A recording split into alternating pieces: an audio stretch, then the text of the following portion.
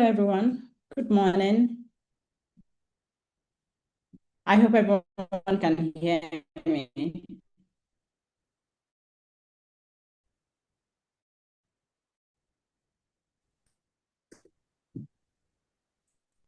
Yeah,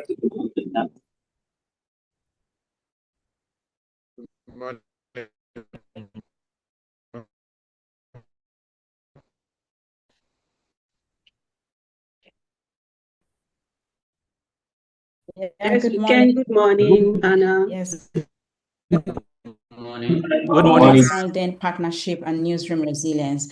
And this is a program under the Collaborative Media Engagement for Development, Inclusivity, and Accountability, an initiative of the Wole Soyinka Center for Investigative Journalism. It is my delight to welcome you this morning and to moderate the session. My name is Hannah Ajakai. I am the founding editor of Fact Matter NG, which is a civic media organization reaching people online with content on fact-checking and media literacy. So thank you so much. It is my delight to welcome everybody. I know for people in Lagos, it's been a raining day. I don't know how it is in other part of the country, but hopefully we would not have any issues with the network whatsoever. And please, we've been told in the emails that it is a virtual meeting, but we expect maximum participation. And one of the ways we wanted to participate is to ensure that you have your video on as much as you are able to.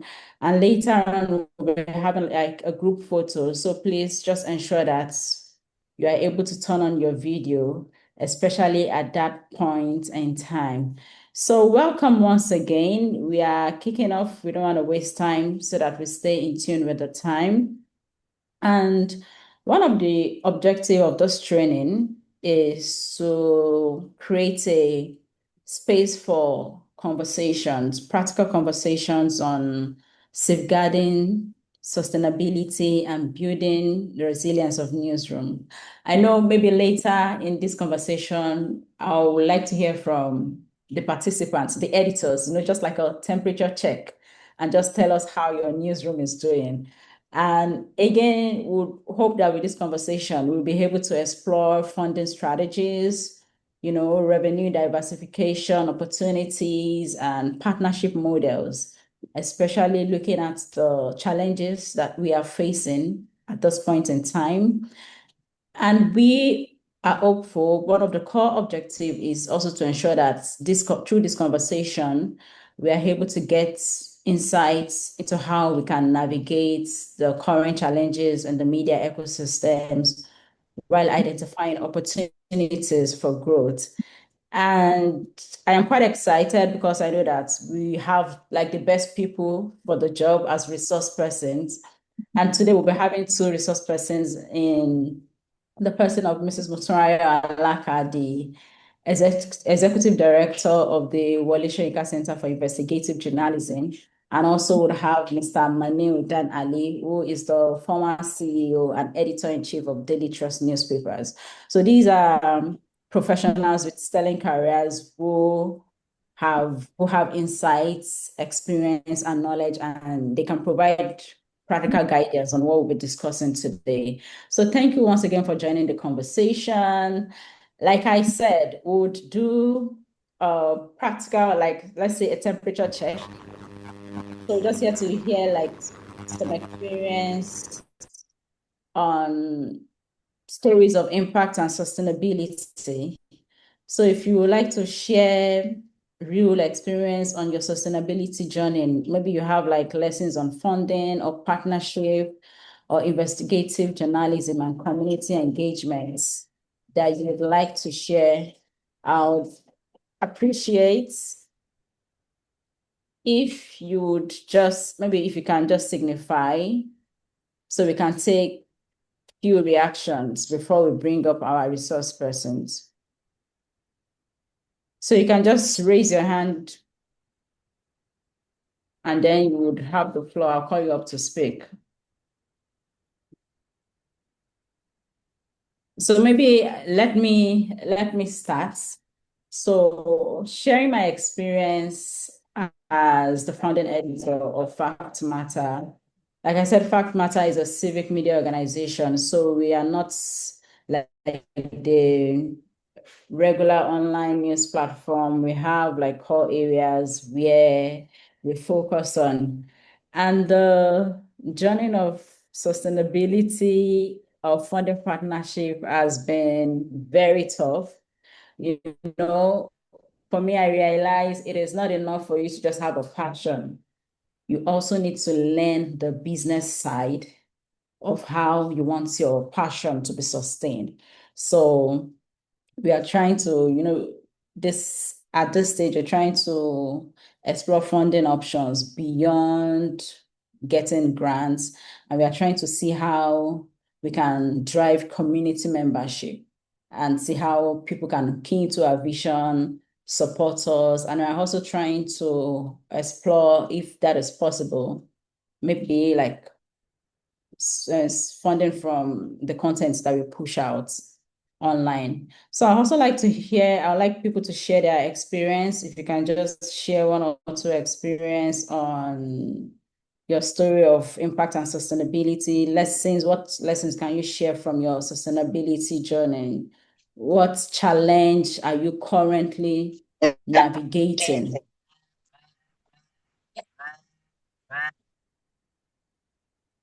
Okay, so if people are not raising their hands, I'm going to call. I'm going to call people. Oh, okay. I can see one person. Mrs. Alaka, please, you have the floor. Okay, I have a failure story to share. We always share successes, but I have a failure story to share about raising funds, specifically trying to raise sponsorships and grants. So can you hear me clearly? I can hear you. I hope others can hear you as well. Yeah, yes, we can. Okay. We can hear you very Okay, clearly. so the year was 2012. We must have written about 20 proposals from beginning of the year till the end of the year. And we got no funding. We got nobody said yes, most people did not even answer us. They did not even respond. They did not even acknowledge receipts of our proposals and our letters. And then I sent a couple of the proposals because, when I was putting the ideas together, I thought they were very bright ideas. I thought they were ideas that, any funder would see and say, oh, we should do this. Let's give them money, or any private sector person, because we sent all kinds of proposals out. So I sent a couple of them to a senior colleague who worked in one of the international donor organizations. And I said, can you please help me to read these proposals and tell me what is wrong? And he got back and he said to me, all your ideas are bright. He said, but you talked too much about yourself. He said, how about the interest of the person you want to collect the money from? What exactly, because we do social work, we are like, just give us money. This is an altruistic work. So it's an important work. Just give us money because we do journalism and it's important work. He said, but how about their own focus areas? How about what is important for them to do? So you make no link between what you do and what they do. And so it might be difficult for them to find why they should give you money, even though you have a good idea. So that was eventually we got our first funding that year in December. It was a very difficult year for us as an organization, but it was a lesson that I took forward ever since. That yes, we're doing a social work, but social work must come with value. We must give value. And journalism has a lot of value, but sometimes we think we should, but we don't spend time to explain it. Thank you very much. Thank you very much for that contribution.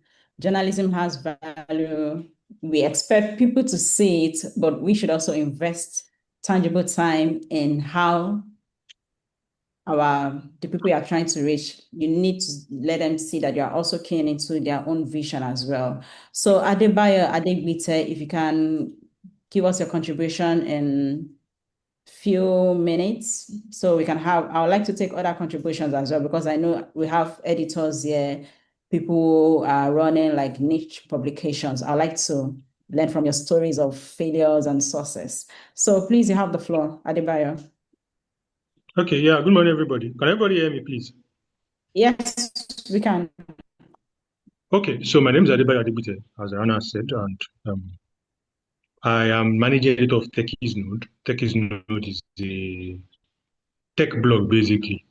But the interesting thing about us is that we, for a lot of journalism and a lot of where the stories are happening is concentrated in Lagos, obviously. But Techies Node, we are based in Ibadan, so I mean, relatively in terms of connection and all that, Ibadan is still like sort of a stone throw from Lagos compared to some other ecosystems. But relatively still, where we live in a place where a lot isn't happening, especially in the niche that we are in, tech.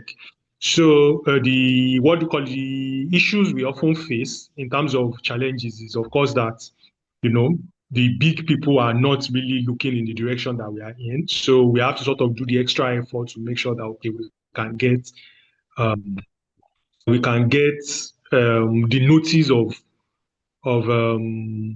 what do you call it? The notice of the important people that that can drop the funds and all that. Of course, we send out funding letters, but we realize that the model that has worked for us the most is some kind of community building model where we are not looking at the big funds where in the dollars. We are looking at the small nairas and that is what has actually been able to keep us a bit sustainable. The publication is still relatively young, like 2 years old at most, but it has always been that, okay, so we don't have much, but can you do like a pared down version of your service for us and all that? So it's something that you've learned that when you are really talking to people who tell you that we're barely breaking even, where we are in. The market is not moving so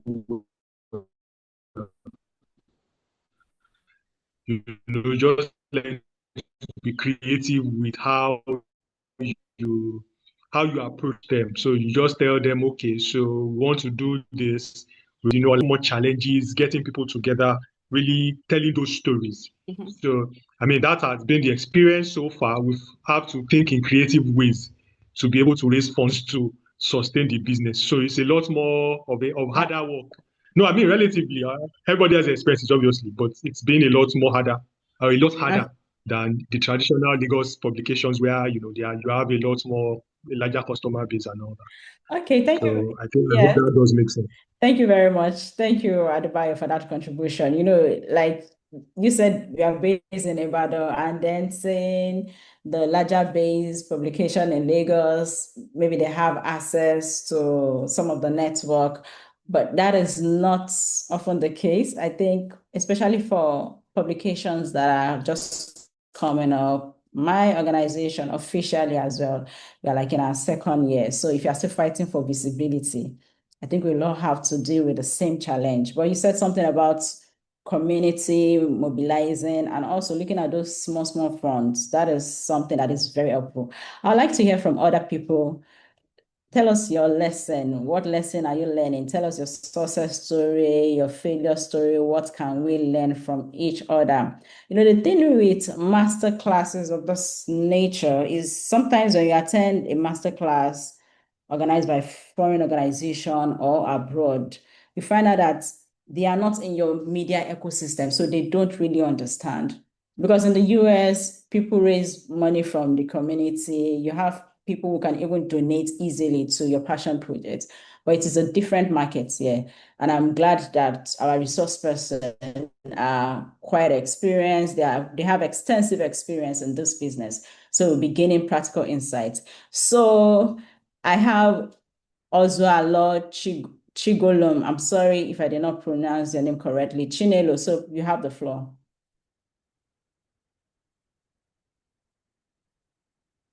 Chinelo, you can unmute so that we can hear you. We can't hear you. You have to unmute. Okay. Okay, you can. Mm-hmm. Yes, I have unmuted. Good morning, all. I am Ozalo Chigolum Chinelo, and I work for Federal Radio Corporation of Nigeria, Enugu National Station. I'm an assistant director news, and I head the reportorial unit. So it was, mine is a long story, but I'm going to cut it short. Okay. In 2024, we had a challenge. My station, that you know, in Federal Radio Corporation, we cover the grassroots. So in short, we are the voice of the people there. Many of the public, they are depending on us. You know, we are the joy of that area, Enugu National Station. So, but suddenly in 2024, we had this thunderbolt that station. This got us to zero level. That's on a 6 hours basis. Can you get? Are you getting can you me guys there? hear? Because there is a bit of like a breakup from my hand. I don't know Hello? if it's just with everyone. Hello? Chinelo. Can you hear me, please? Yes, we but can hear you. We the can hear you. network is it's breaking from here. you. So maybe for now, if you can just turn off your camera, maybe the signal will be Okay. better. Just turn off your camera and then we can get your contribution. Okay, can you hear me Yes, now? I can. Yes, we can hear you better. So let me just start afresh. I said Federal Radio Corporation of Nigeria, Enugu National Station, that's where I work. And I am the assistant director news there, heading the reportorial unit. In 2024, that used to be the joy of the entire public there. That is station, Enugu National Station of Federal Radio Corporation. Many people, we have good listenership. But suddenly in 2024, we had, not even in the rainy season, suddenly we had thunderbolts that came and destroyed our entire facility. That is our transmitting station. And this got us crumbled. We had to be operating 6 hours. That is always on, now came to the level of 6 hours in a day. And this got to a stage when even some days you will not hear us. It was quite demoralizing that many staff became demoralized. But people like us, we don't allow things like that to get us pissed off. So we continue saying that it will be better, and we continue seeking help. Even when the headquarters came and promised, it took time because we also have obsolete equipment. One situation got to another. So it was as if we are not going to come out of that situation. But I'm just happy to say, with our positive thinking and positive pronunciations and our hard work, because the work had to continue, Yes. So continuing that way made us to, now we are coming out of it. We are back. Those that should head the units, the people that didn't, their zeal was still very bright. We are given the opportunity to head, and we are coming out of it stronger and better. Even the headquarters, they are now here to help us. The equipment, so many things to help us come out of it. So life is back in our station. So I just want to say it wasn't an easy situation, but we have overcome it. Thank you very much, Chinelo. And it's good to hear that story of resilience. When staff are demoralized and you don't have the usual airtime that you have. And it's good to just hear that story of determination and resilience. Quickly, I would like to take the last contribution from Oladotun Busola. So if you can have your contribution in less than a minute, that would be great, because I want us to keep to time. So we have time to achieve all the objective that we have outlined for this masterclass. You have the floor. Okay, thank you. My name is Busola Oladosun. I'm from African Foundation for Young Media Professionals. Our organization, we also have a grassroots news where we publish things that are going on in the grassroots and in the community. And because of the niche that we have, our niche is we groom them, and as we are grooming them, they're also writing and publishing stories for us. Another thing for us is that even though that is not something that it was not something that was intentional, we have been getting a lot of disability news because inclusion is something that is very important to us. When people have stories about disability, they pitch it at us and we encourage them, guide them through, and we've been making with disability,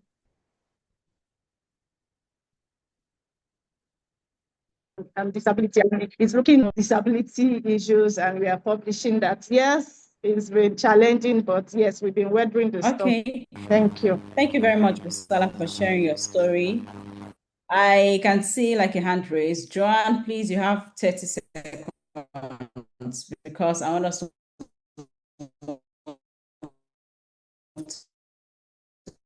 the next session. 30 seconds, you have the floor now.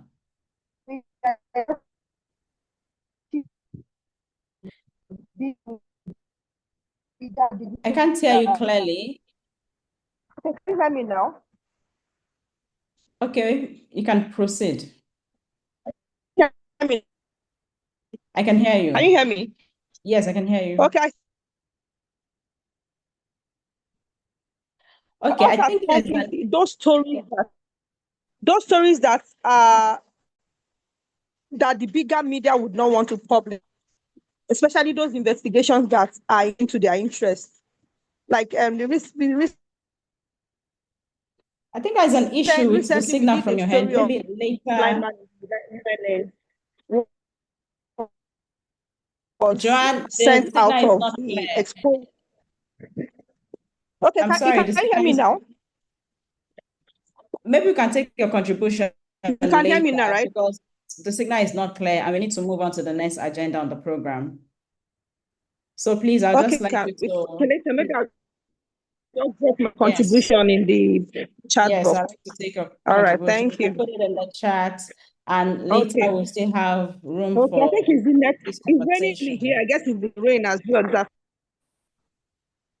Okay, so I'd like us to move to the next item on the agenda, and this is the part where we have the executive conversation, and we'll try to discuss the sustainability question. So we'll have our resource person, Mutaraya Alaka, the ED and CEO of Voluntary Center for Investigative Journalism. So she'll be talking about the sustainability question. 1.0 taught us about building resilient local newsrooms. So you have the floor. I would like to hear from you. Thank you. And thank you, Anna. And thank you for moderating the sessions. Let me start by thanking Mr. Manuel Dana Ali for joining us on this session. I am looking forward to his session because of his breadth of experience and because he has led what I believe, if I was running a newsroom directly, what I believe that the expression while staying focused on one's catchment area, so to speak, and while serving one's main audience has done. So I'm looking forward very much to that session. Thank you, Malam, for joining us. I need to say, like I always say at all of our online sessions, that, our topics are extremely ambitious. They're ambitious. We have a total of 3 hours for this session, and there is no way that we teach sustainability, which is a 4-year course in some schools. media sustainability in 3 hours. But what I hope that we would have is that we get nuggets and lessons. I have slides, but I am going to be speaking to them, and I will say a lot of things that are not in the slides that are probably more important than the slide. But the slide is structured. So if you wanted to build something with structure, the slides could help you. But I'll just be speaking to them. I would love if people can put behind their names, edit their names to include the name of their organization, so that when we get to the interactive session, I know who I'm calling. And I'd also like to say from the start that I Googled some of your organizations, and I'll be using you as example.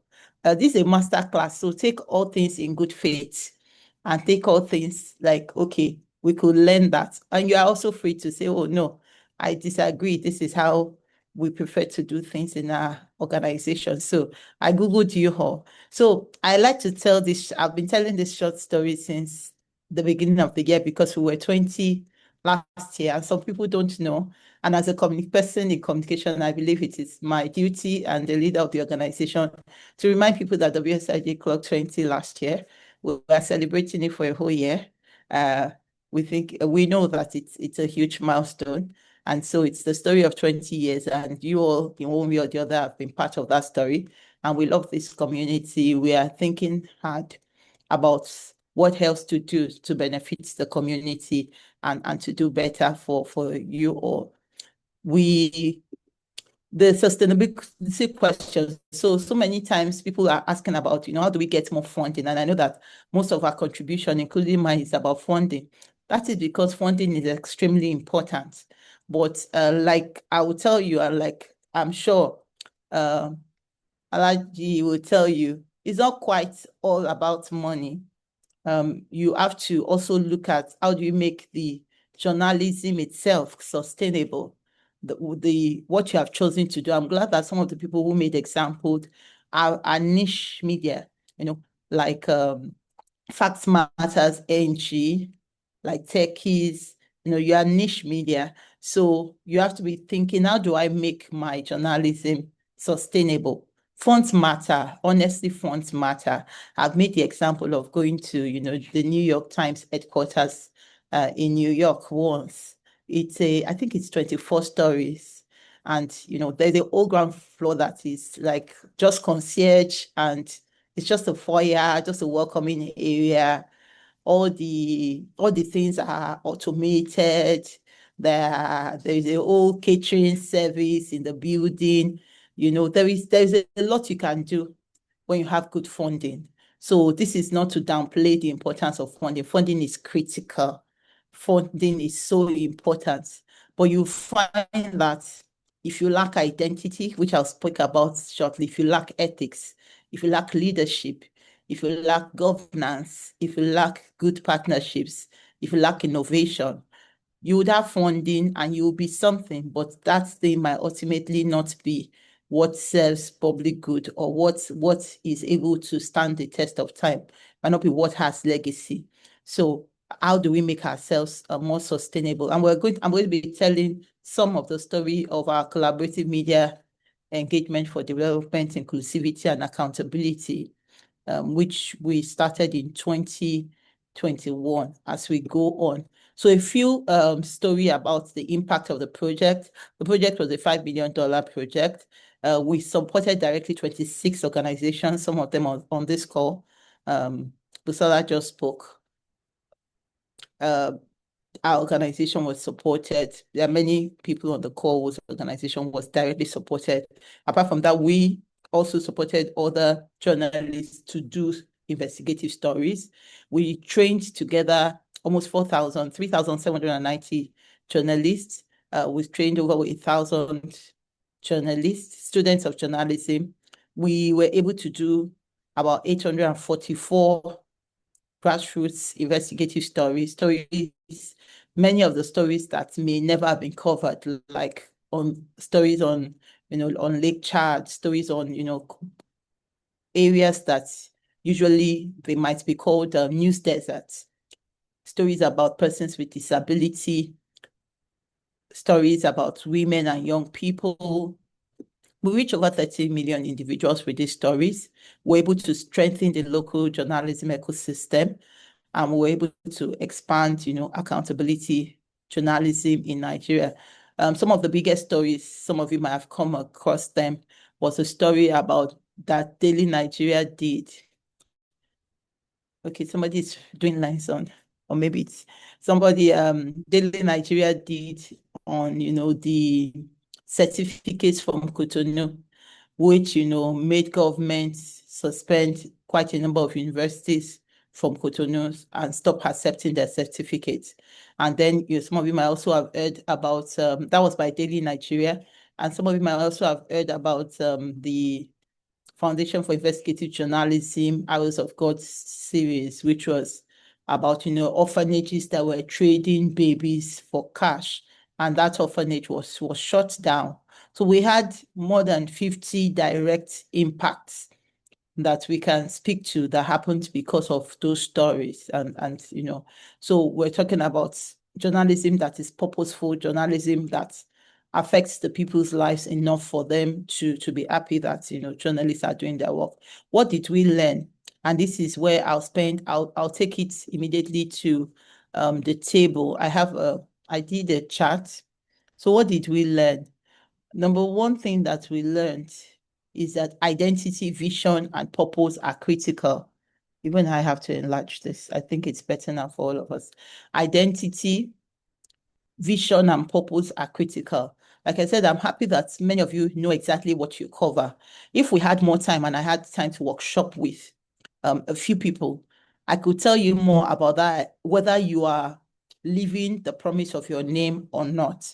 Early in the years of WSIJ, I had brought in a resource person to teach the team about, the person was a journalist turned advertiser. And I brought him in to teach us about communication and marketing. And, he said something that has resonated with me since then. He said, your name is a promise. The name of your organization is a promise. He said, what you do after that would determine whether you are fulfilling that promise or not. So every time we sit down to say we are Wole Soyinka Center for Investigative Journalism, what exactly does that mean?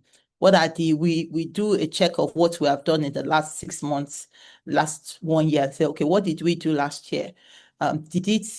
Were we on top of our identity, or were we somebody else? I've never been able to teach about sustainability without teaching about identity, vision, and purpose, because if you don't know what you set out to do, some people, they just set up shop to be an aggregator site. Honestly, that is fine. If you are going to be an aggregator, that's fine. But that you have to understand that you are an aggregator, and you have to understand the rules and laws that have to do with being an aggregator. If you do it well, you might actually be very successful, because if you do it well, you'll be acknowledging all the media organizations that you take content from openly, boldly. You would even write to those of them who normally, maybe they don't allow people to copy and get permission. So people just know that you're a warehouse. But to try to be an aggregator site, and to pretend to be doing the journalism, that is not an identity, because you have stolen other people's content and just put it together to say that you are doing journalism. And I know that they are born bluntly, because this is a master's class. We don't expect that people cannot take the truth. So if you want to be an aggregator site, actually sit down and say, what is it to be an aggregator? And what permissions do we need? What laws, are against that? And how do we reach out to people? How do we model this? And what do we want to serve? And at a point, you might want to think, what profit sharing do we want to do with the people who are making the content? Maybe your aggregation is like you are making it available faster. So if you took news from Daily Trust, and Daily Trust news got 1 million clicks, it's not your content. So how do you do profit sharing with Daily Trust? That is how I would imagine it if I was an aggregator, if I chose to be an aggregator site, for instance, or you are an aggregator who takes the story that others have done and you are providing it in other languages. Again, you have to acknowledge those who owned the original thing, because if they did not own the original thing, you will not be able to create. So identity, some of you run, platforms are based on law. And when I talk about identity, just allow me quickly, let me show you some of the things that I saw yesterday. So if you look at, I looked at, and some of you might Google this because I don't want to be going back and forth on my screen. I looked at an organization coming. I looked at an organization called Niger Feminist Media, and I saw that, true to their name, most of the stories that they cover are about girls and women, achievements of girls and women in Nigeria and all of that. So that is good. But like I said, if I get a one-on-one with Niger Feminist Publisher, who I know and who is on this call, I would then tell her the things that I think that need to change. I also looked at a platform called Ayoba FM Radio, which I believe is based in Oshun. Is it based in Oshun or Ibadan? Is that person on the call? Can you answer? Is it based in Oshun? I think it's based in Oyo, in Ibadan. I see what it's covered, but I see that it covers politics and it covers agriculture. The question is, the challenge I see in the Nigerian media landscape is that most of us cover what all of us cover. So everybody duplicates the same news, the same time. And so our audiences would rather be online, fetching their news from Facebook or other platforms than from us, because we have covered Punch. Everybody has covered about the same thing. What is your unique edge? I looked at the cable, for instance, and yes, from their cover, they are generalists, but I found a page that I found extremely interesting, the Cable Check. And I wondered if, I know that the cable editor signed up, I don't know if he's online. I wondered if the Cable Check can be more prominent on the cable website, so that identity, because it is a unique content that the cable has, the fact that it looks at videos that are viral and contents that are viral, and very, very important information, for instance, like, that picture that circulated about, bandits handing over the body of General Rabe, you understand? And, saying that, that picture was AI generated. So that is such important information for the public. But I had to click a special page that was not obvious to get to it. So what is your identity? What's your identity as an organization? I also saw a media house called Advocate, and you are doing something on law, but law is broad. Are you just saying news on law, or are you going to begin to do interviews that help people learn? I've led more than 30 media monitoring researches in my work at WSIG, because I just believe that we cannot program out of knowledge. We have to find the knowledge to program. And every time that I've done that, I found that news is a lot, which is what we have. We're news. However, there are a lot of gaps. For instance, in interviews, we don't do enough interviews, and that's why there's a lot of ignorance circulating, because even journalists don't take time to learn from the experts. As some of you might know, I have a model called Rush, report until something happens. And part of that model is that journalists should treat sources as resource persons. If you are covering law, how many times have you sat with, people who are in law, not just to tell them that, oh, an incident happened. Can I get your voice? Can I get your quote? what do you have to say about it? But to actually tell them, to explain the value chain of the legal system to you, so that you understand end to end what matters, you understand where the challenges are, and in designing your own newsroom, in designing your own how you will focus, or the things that you are going to do specially, you are able to pick a pain point in law. For those who are covering sport, for instance, development is a major issue in our sports, and the Nigeria sport is so underdeveloped, and our journalism for sport is also quite underdeveloped. We just cover news. Whereas if somebody picked up sports well in Nigeria and started to cover it as a developmental problem, there is a lot that will change in the country. There's a lot that will change. There's a lot of young people. Look at facilities. If you did a story, for instance, around facilities available for secondary school students for sports, most of them are non-existent. And our secondary schools have the biggest compounds. They have the biggest buildings.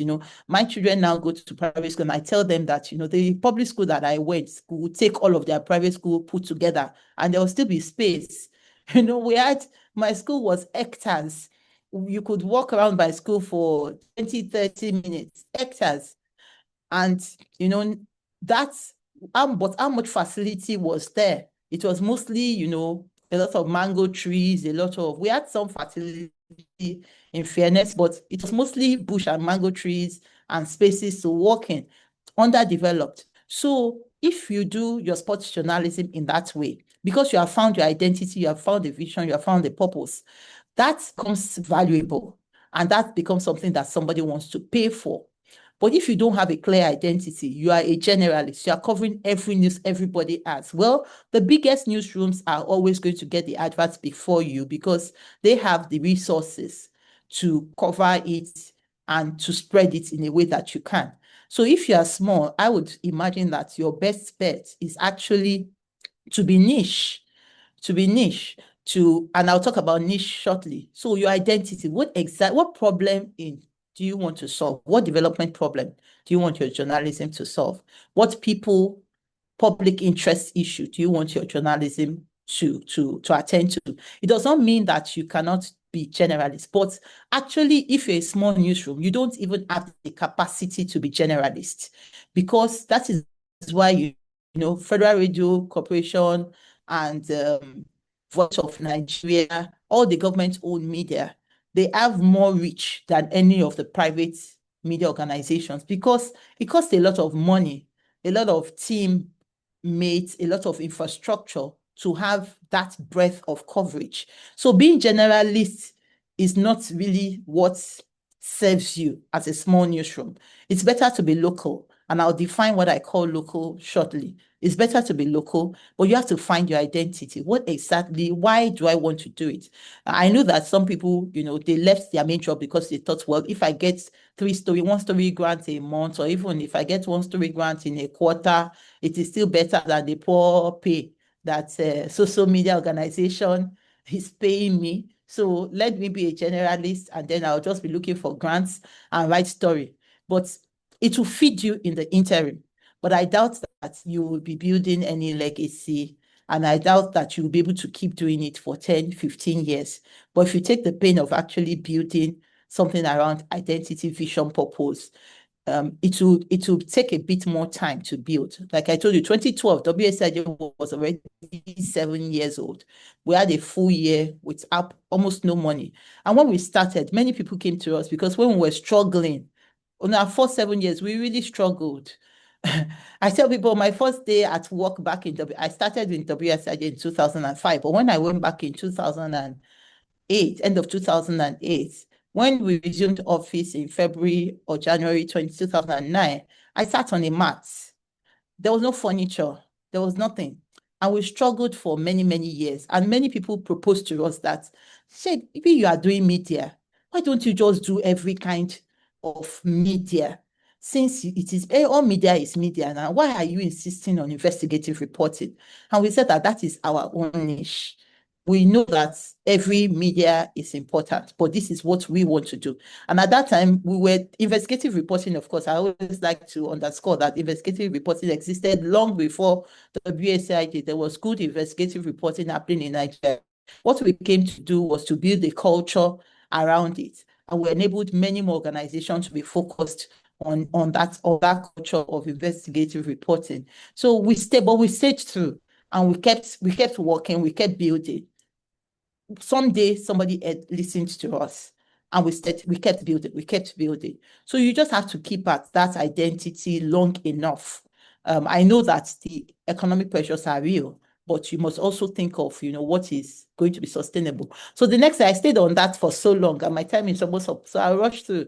So leadership and governance, but I stayed on identity because it is everything.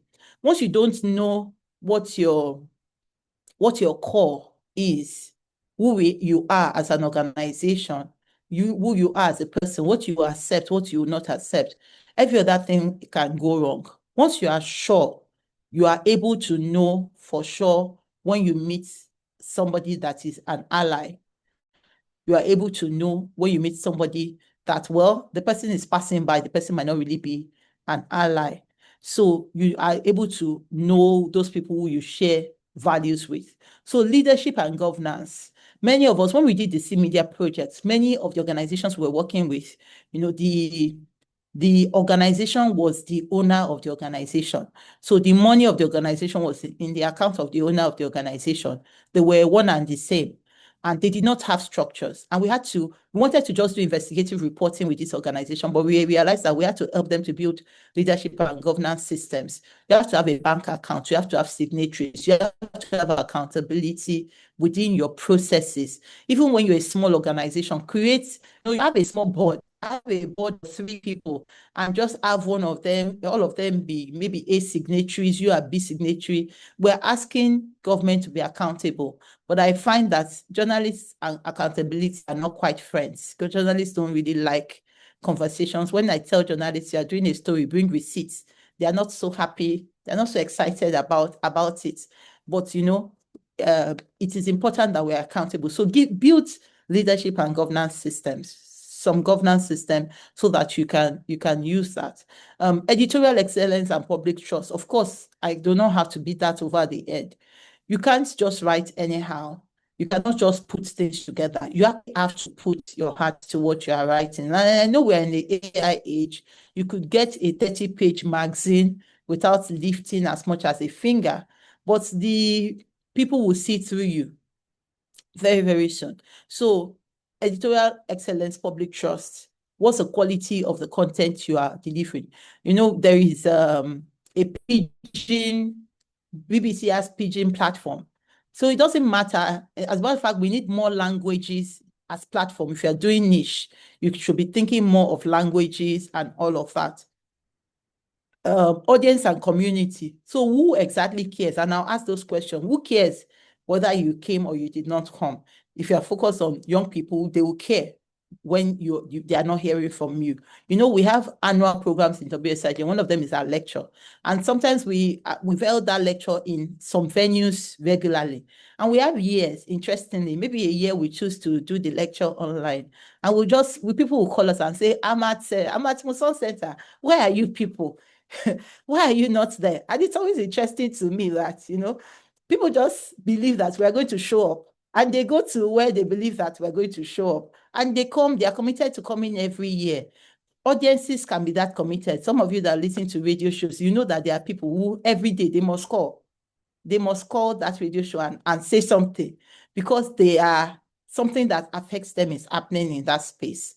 So also let us look at how do you build an audience. And like I said, if we have time to workshop, perhaps in another session or when we do conversations, I can drill down to what it is for a particular, I can use the example of somebody in here. I can drill down to what it is to build audience and to build community. And I'm so sure that Malam would also touch on that. Strategic partnership. See, you cannot run things on yourself. You can by yourself. You can't do things alone. You have to have partners. You have to have allies. Sometimes we are thinking of allies just as knowledge. Sometimes an ally is network. Sometimes an ally is somebody who is ethically stronger than you are, somebody who would restrict you from going the wrong way. So let's not just think of, oh, if I want a part, all kind of spaces. When we did the CMEDIA project, FIJ stories, some of them were published for free on Channels Television, and they kept repeating those stories. So the successes that we recorded were not just those 26 organizations. There were many other organizations who supported them to be successful. Even within the 26 organizations, they supported one another. FIJ has a good following on X, for instance. It will help some media organizations with smaller following to retweet or post their stories.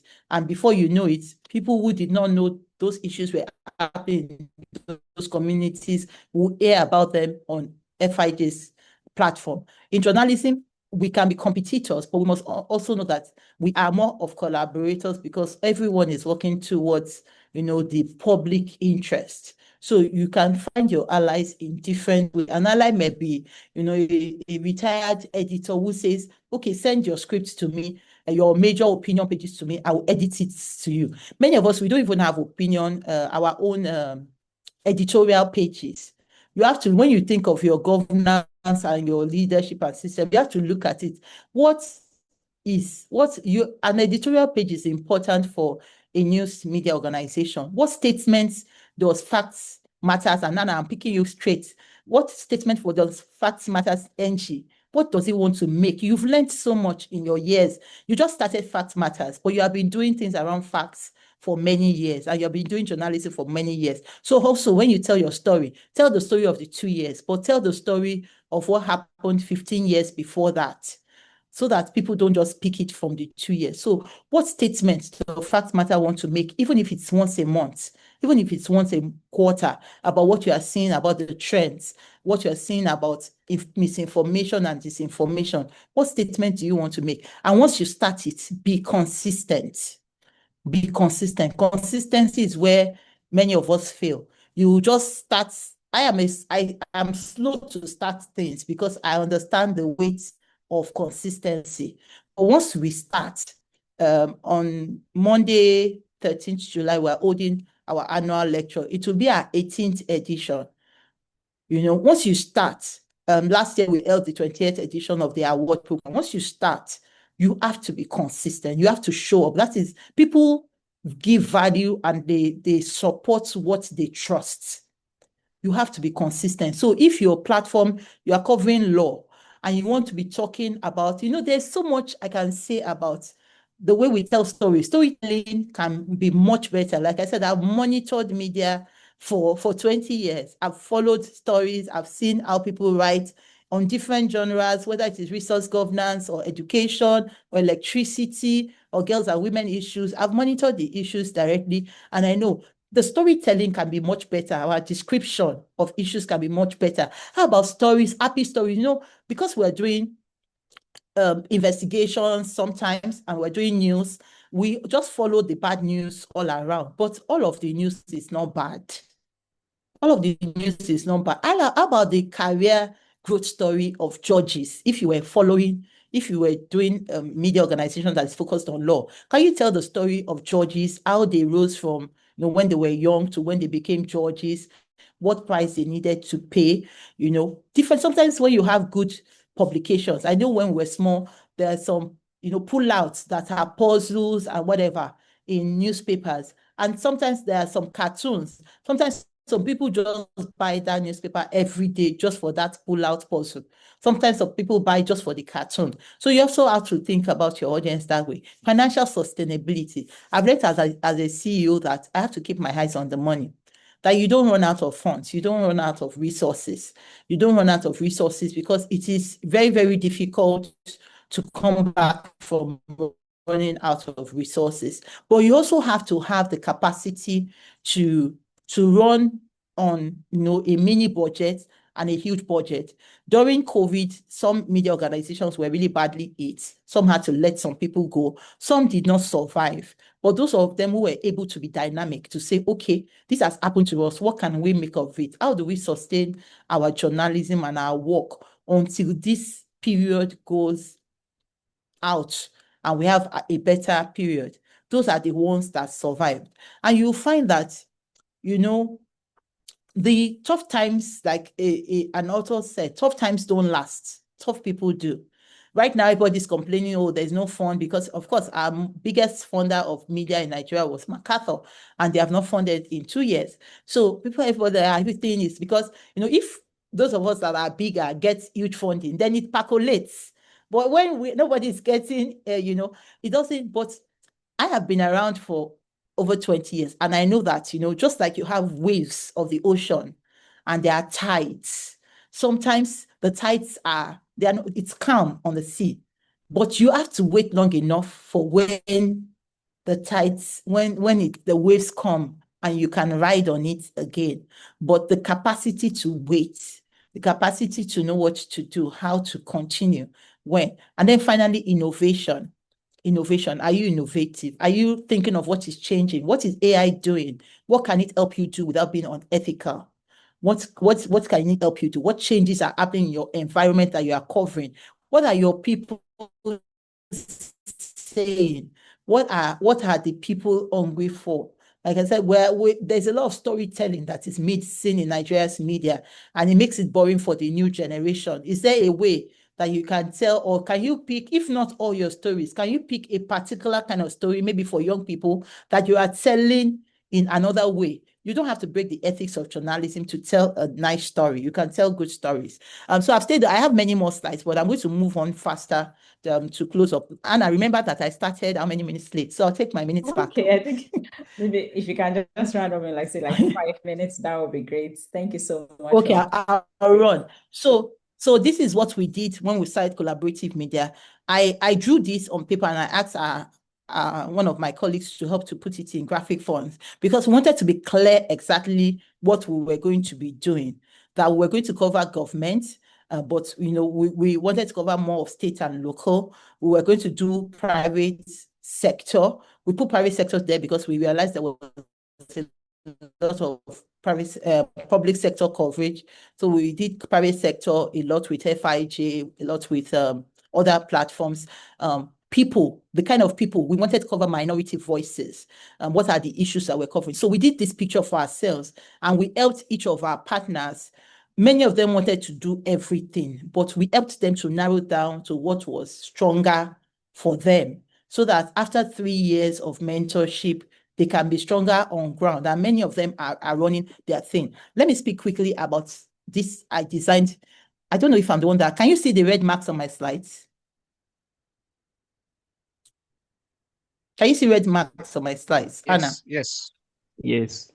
Okay, so I don't know what drew it or who drew it. Oh, yes, I can. I was Okay, thinking maybe it's intentional. Maybe you're trying to call attention to some things. No, I don't know. I don't know what or who drew it, but we'll move on. I'll try to move it before it gets to you. So I did this.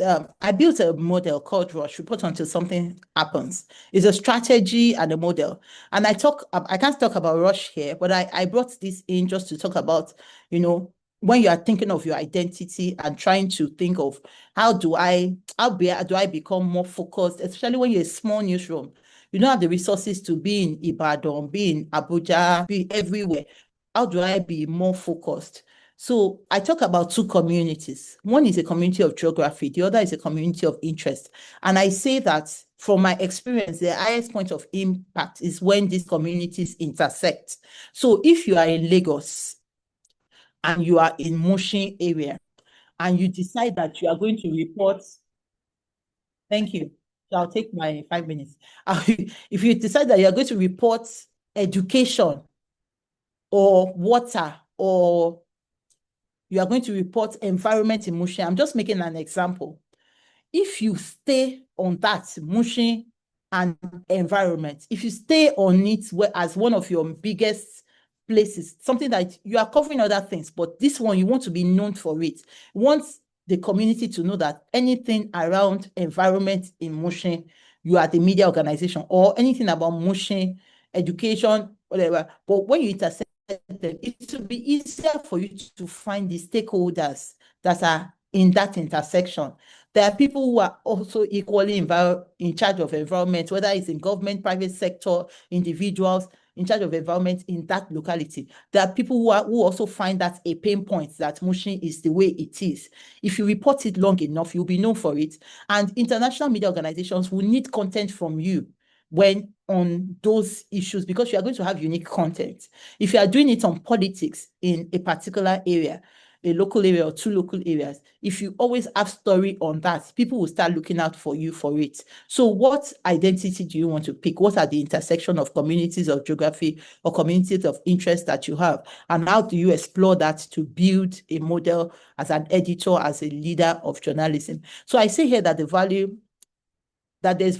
of journalism is credibility. You cannot build anything outside credibility. You have to be credible. And credible is not just being truthful. It is being truthful, yes, but it's being truthful in showing up for the stories that you said you show up for. So if you promised us that you are an Ibadan-focused media organization, we cannot always come to your website and all we see is federal government. Something happened in Ibadan in 2 days. We cannot see it on your own main page. But you said you promised us Ibadan coverage. If you say that, and not just local journalism, see, until we fix local journalism and niche coverage in Nigeria, we're not going to be able to fix our development issues, because everybody is at Tinubu's house, everybody is in Aso Rock, everybody is in Nance. And what are we covering there? We're covering what the senator said, and those are important things to cover. But what they say are affecting people, what they do or do not do affects people. So I often say that, if development is grassroots, politics is grassroots. Journalism that's going to make a difference has to be grassroots, whether by language we cover. So we have to be credible. And that credibility is not just being truthful, but think of being truthful as showing up in all the places that you're supposed to show up. I won't go over this, but you can ask yourself these questions. Why do you exist? What have of your impact? What are your strong partners? And I know that somebody know the big funders. See, when you map the funding space, there are big funders, but there are also many other funders in private sector, in all sectors, who are not as popular. And there are some people who are waiting for partnerships, who are waiting for, a different way to cover education, for instance. I have a foundation that has one of these major pillars as education. So there are many people, and our first event, the acceptance was huge. It was wow. And you just see that those people are waiting, but everybody is going to the biggest funders because we want the big money straight. See, I learned to raise 500,000 naira. I learned to raise $1,000. I learned to raise $5,000 before I could raise $5 million. So you have to build the capacity to raise resources, and you have to also build the capacity to say no to resources. So there are times when we have been offered funding and I had said no because the terms, when I read the terms and the things that were expected to do, perhaps sometimes our work is to protect journalism. Sometimes the reporting system required will make you do things that you don't want to do. So we'll also say no to funding. So you are not everywhere. I have a table here. You find it. Do your sustainability health check. Try to score yourself. Am I clear? Ethics, our leadership and governance, is it strong? Editorial excellence, and all of those things I talked about. Just score yourself and see how you do across the issues, and then you work on that. So let me move straight to my closing thoughts before Anna sends me out. So I've sent you already. My closing. You said yes. Okay, thank you. So I'll say thank you here. I'll leave you with this diagram and just say that, we keep building, we keep working at it. And I'm sure that sometimes when you reach out to even senior colleagues, which I did a lot, I just called people and asked for 30 minutes meeting, 1 hour meeting, just to learn from them. What are you doing? How can I do this particular thing better? We are a society that needs to invest more in learning and knowledge so that we can do better. Thank you very much for your time. And the story of WSIJ continues. Thank you. Thank you very much. Thank you very much. A resounding sort of applause. You can just use your reaction button. There's a resounding round of applause for Mrs. Alaka for doing justice to that topic. You know, like she said, this is a course that people study for a certain number of years. Even if you are gathered in, say, in a space for 3 days, it will not be enough to exhaust these issues on sustainability. She has said a lot of things, you know, the vision and purpose, development, raising funds. And one of the things that she said is about the issue of accountability. Even as a media owner, even if you have a board, how often do you engage them? What about the account setup? Can we publish our accounts? Can we put ourselves up to the standard that we hold others to? And I'm sure we have lots and lots of questions, but we are going to manage time. So please, if you have a question, quickly raise your hand. I'll call people in that order. And before we do that, I'd like to bring our attention to the attendance sheet. Read in the comments, please look through the comments, quickly fill in the attendance. It's very, very important. I think we've had only like 21 people and we have close to 70 people on this call. So if you can do that, that would be great. And if you can pin it, if you can pin the chats, the message on the attendance sheet, that would be great. And I understand too, before we start answering the questions, there's a poll. And we'll just be looking at a quick poll on your financial funding sources. If your major funding source or sources decline by 50% tomorrow, what would be your newsroom's greatest challenge? How will you solve it?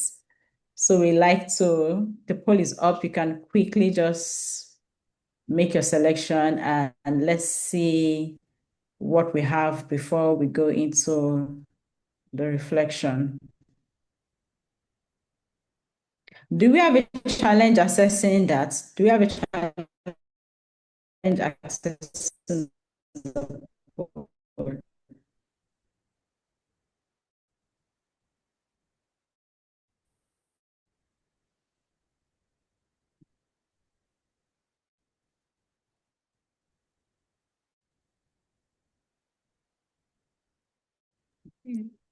Are people able to fill it?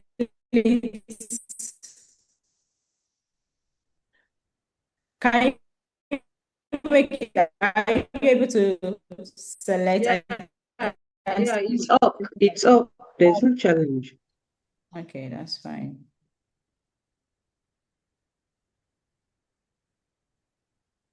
It's interesting.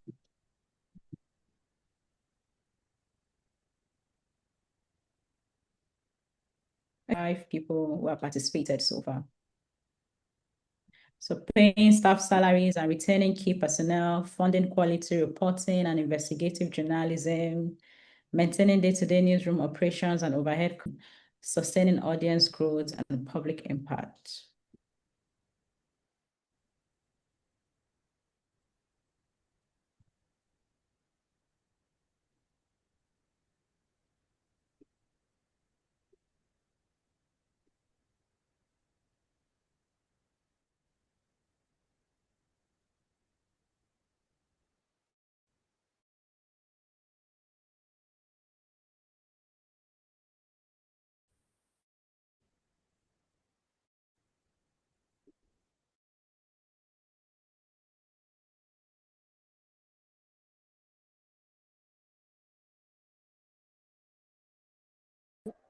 I can't see the poll at all.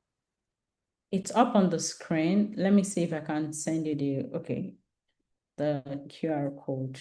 That's possible.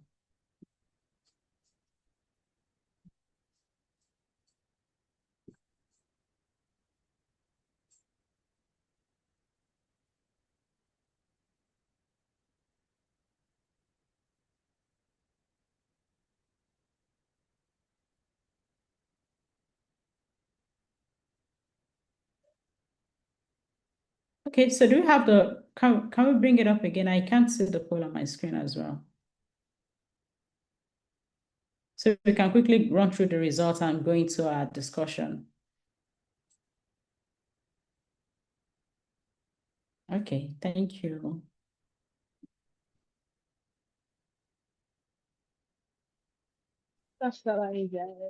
Okay, so the question was, if your major funding sources declined by 50% tomorrow, what would be your newsroom's greatest challenge?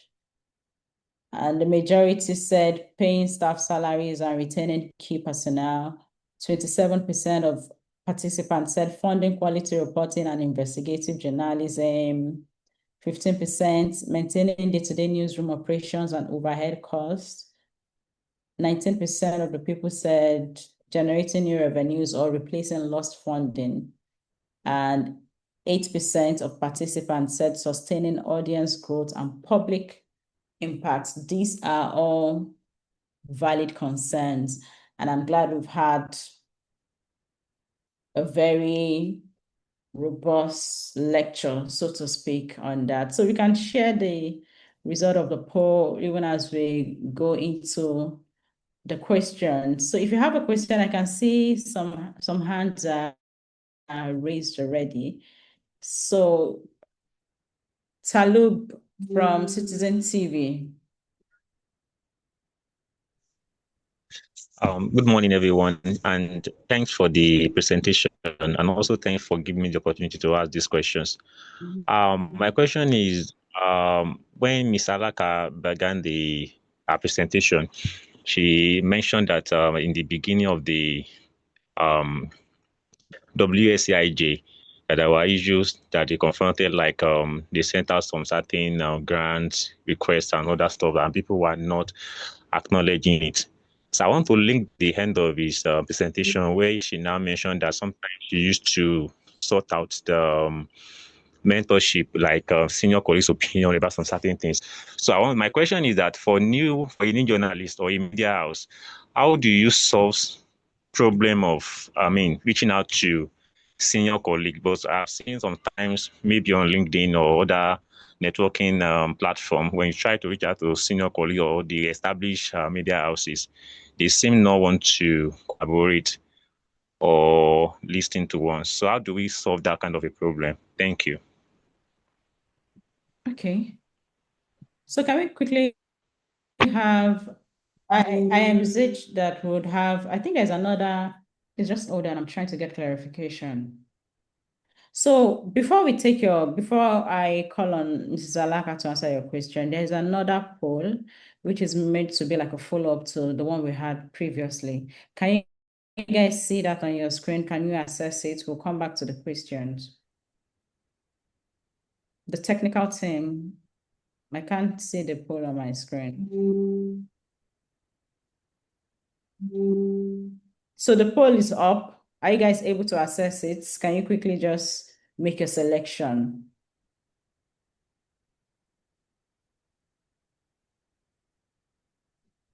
So if you go to the more icon on your screen, you can just click and you have it.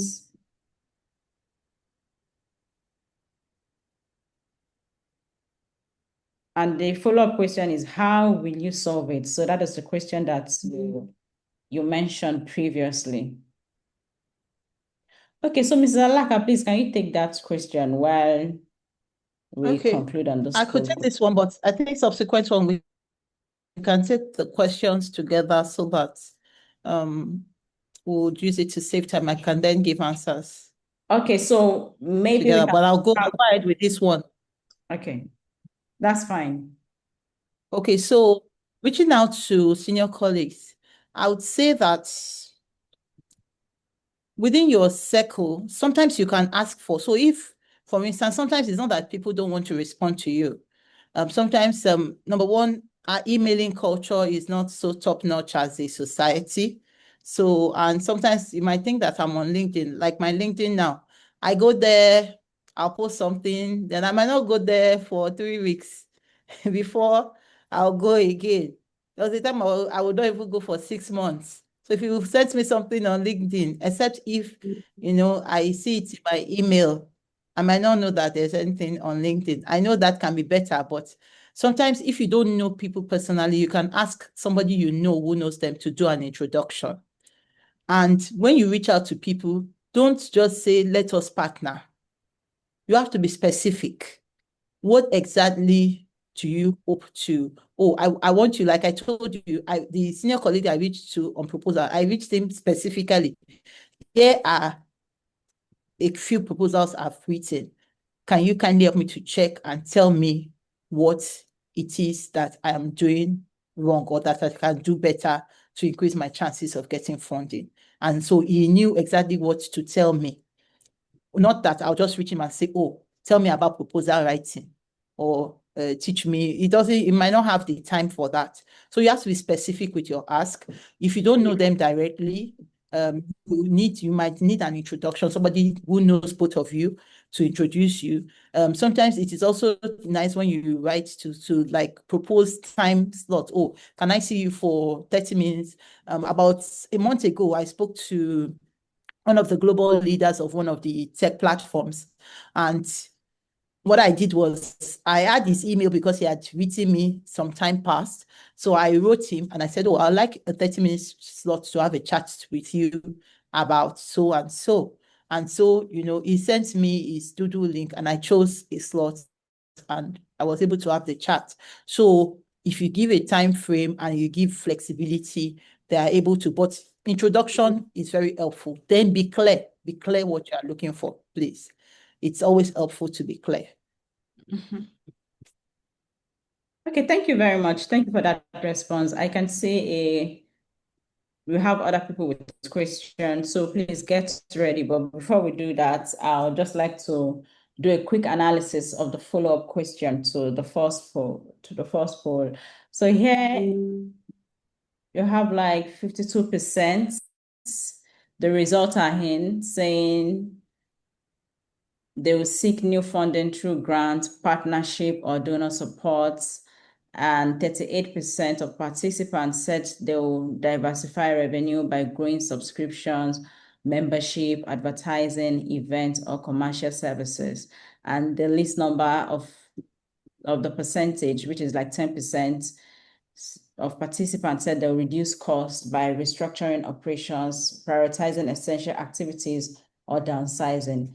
Thank you for sharing your opinion. And as we go forward, we'll have more insights to glean from our resource person. Thank you very much for participating on the poll. So let's go back to taking the questions because we have limited time and I really want us to keep to time. So Abubakar and John, if you can just speak directly to your question. So let's have those two questions. So let's start with John. John, you have the floor. And if you're able to add your organization name to your name on Zoom, so it's easier for her to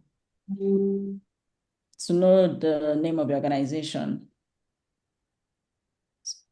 John, are you ready? 30 seconds. Okay. Or 15 Yes. seconds. Thank you. My name is John Okubi. I support partnerships and resource mobilization at African Women in Media. Thanks for this session. By the way, quite insightful. So I wanted to ask, I was quite intrigued by stories of your humble beginnings. So I wanted to ask, what did you start to do differently to begin to see the changes that got you to where you are now? And then in practice, what models would you advise or suggest for revenue diversification? As of course, like we all agree that funding is like a big and major part of constraint for the progress of the work we do. So thank you. Okay, thank you very much for that question. Abubakar, we have like a minute or two for this session. So please, Abubakar, can we have a question in 15 seconds or less? Is Abubakar Muhammad State. I have a business plan. I want to put this firstly. We can't hear you clearly. I think there's an issue with the signal. Can you please type your question on the chat? Can you type it? So let me just add Julius quickly. Okay. Yes, please type in the chat. So maybe we'll make the questions 3. Julius, you have the floor, 15 seconds. Good morning. My name is Julius and I'm from Ohio State.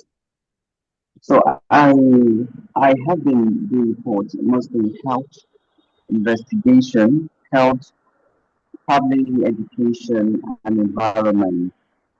And in in my state, I have been releasing health reporters, people, journalists specialized in health journalism, and health reporting. So the past 1 year, the last report I did was cerebral palsy, and I do something on disabilities, social vices and issues affecting persons with disabilities, and also some science related with health.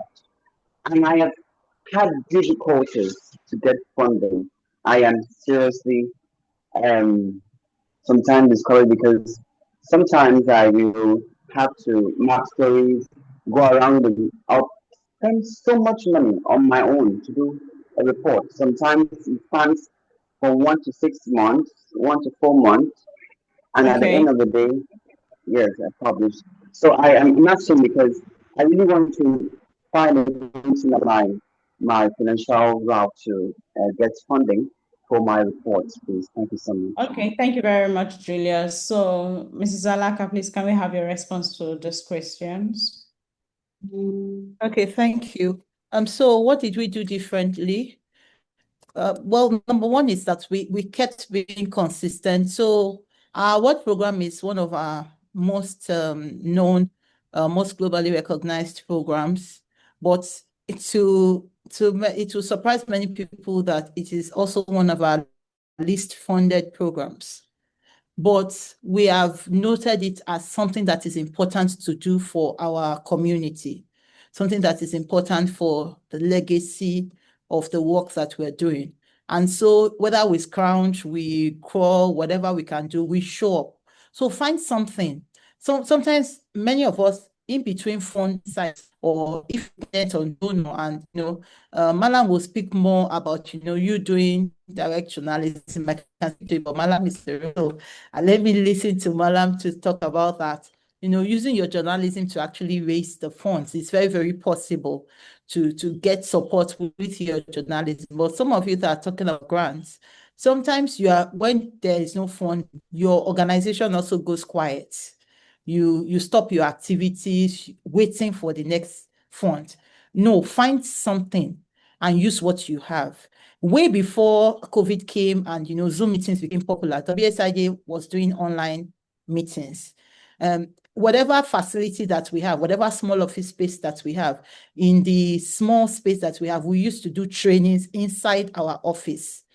Inside our office, it might be just 15 people we can take, but we kept doing our training and we kept documenting and talking about them. We write press releases about almost everything. That is another thing. Many of us don't tell our own stories. We are journalists. We tell every other person's stories but our own. You have to get better at telling your own story. So find something that your organization can do regularly, whether it is a newsletter that comes out monthly or quarterly, or something that you keep showing up for consistently. Keep showing up every time on that thing, and let it be something that you believe in. Like I said, our award program, sometimes we put it under another project. We just go year to year because it's not easy to fund an award for investigative reporting, but we show up every year on it. So keep showing up, keep doing what you know how to do, use what you have, and make sure that you are not just doing activities, but doing targeted things. And in a technology age, honestly, the opportunities are limitless. For instance, we are doing this training online. Unlike when we would have done it in person, we would have taken a hotel, would have paid, maybe we put some people in the hotel and all of that. So we are also looking at our resources, but we keep doing what we need to do. And we've had a team of 2, we've had a team of 3, we've had a team of 5. We now have a much bigger team. So it's not also a function of, we are just 2 or we are just 3. It's a function of planning and strategy. plan your calendar ahead. What are you going to do? For instance, we're at the end of the middle of the year. Plan the next 6 months for your organization and actually say, okay, we are going to do this program, that program. These are the resource persons that we need, and find people of like minds. For many years, we had volunteers score our award program. So we were not paying any honorarium. Even now, what honorarium are we paying? It is chicken change to most of the great minds that we bring together. But they do it for us because they love the profession. So that health, education, and environment, tell the stories like on the platforms that you can. Like the time, like 20 seconds. Okay. So tell the stories the way that you can tell them, and keep showing up. Sometimes, funders, there was a year or 2 years that, yes, we're writing proposals, but all the funding we had, the funders came to us. The funders actually came to us and said, we want to do something. If you are consistent, people will look for you. And then I think that's the final one. Yes, because the time is. Thank you. Thank you very much. Abubakar, yeah, please. the question is in the chat. We'll take it up later. So right now, I'd like to invite Mr. Let me stop sharing. Okay, no problem. Right now, I want us to we'll be moving into the next conversation. Yes, so we're moving into the next executive conversation, and it's on building a sustainable media business beyond donor funding. And to do that, we'll have Mr. Manu Dan Ali, former CEO, editor-in-chief of Daily Trust newspapers. And sir, you have the floor. It's an honor to have you here share your experience from your outstanding journalism career. Thank you very much for being here, and we are so happy to have you share your experience. You have the floor, sir. Thank you very much, Hannah, for that wonderful introduction. I appreciate it, and also I'm honored to be asked to share some of my experience with colleagues and a lot of young people who are making a lot of impact in their chosen area.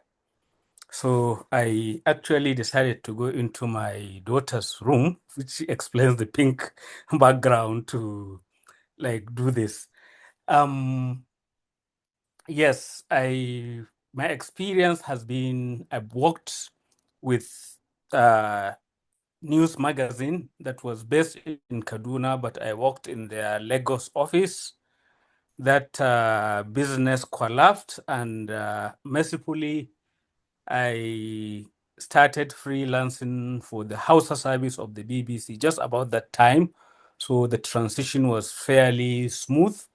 I worked with the BBC, both the Hausa service and the African service, for about a decade, from the 1990s, early 1990s, covering the June 12 and all of those issues in Lagos, and up to the year 2000, when I moved from Lagos to Abuja after a 3-year stint in the UK with the BBC.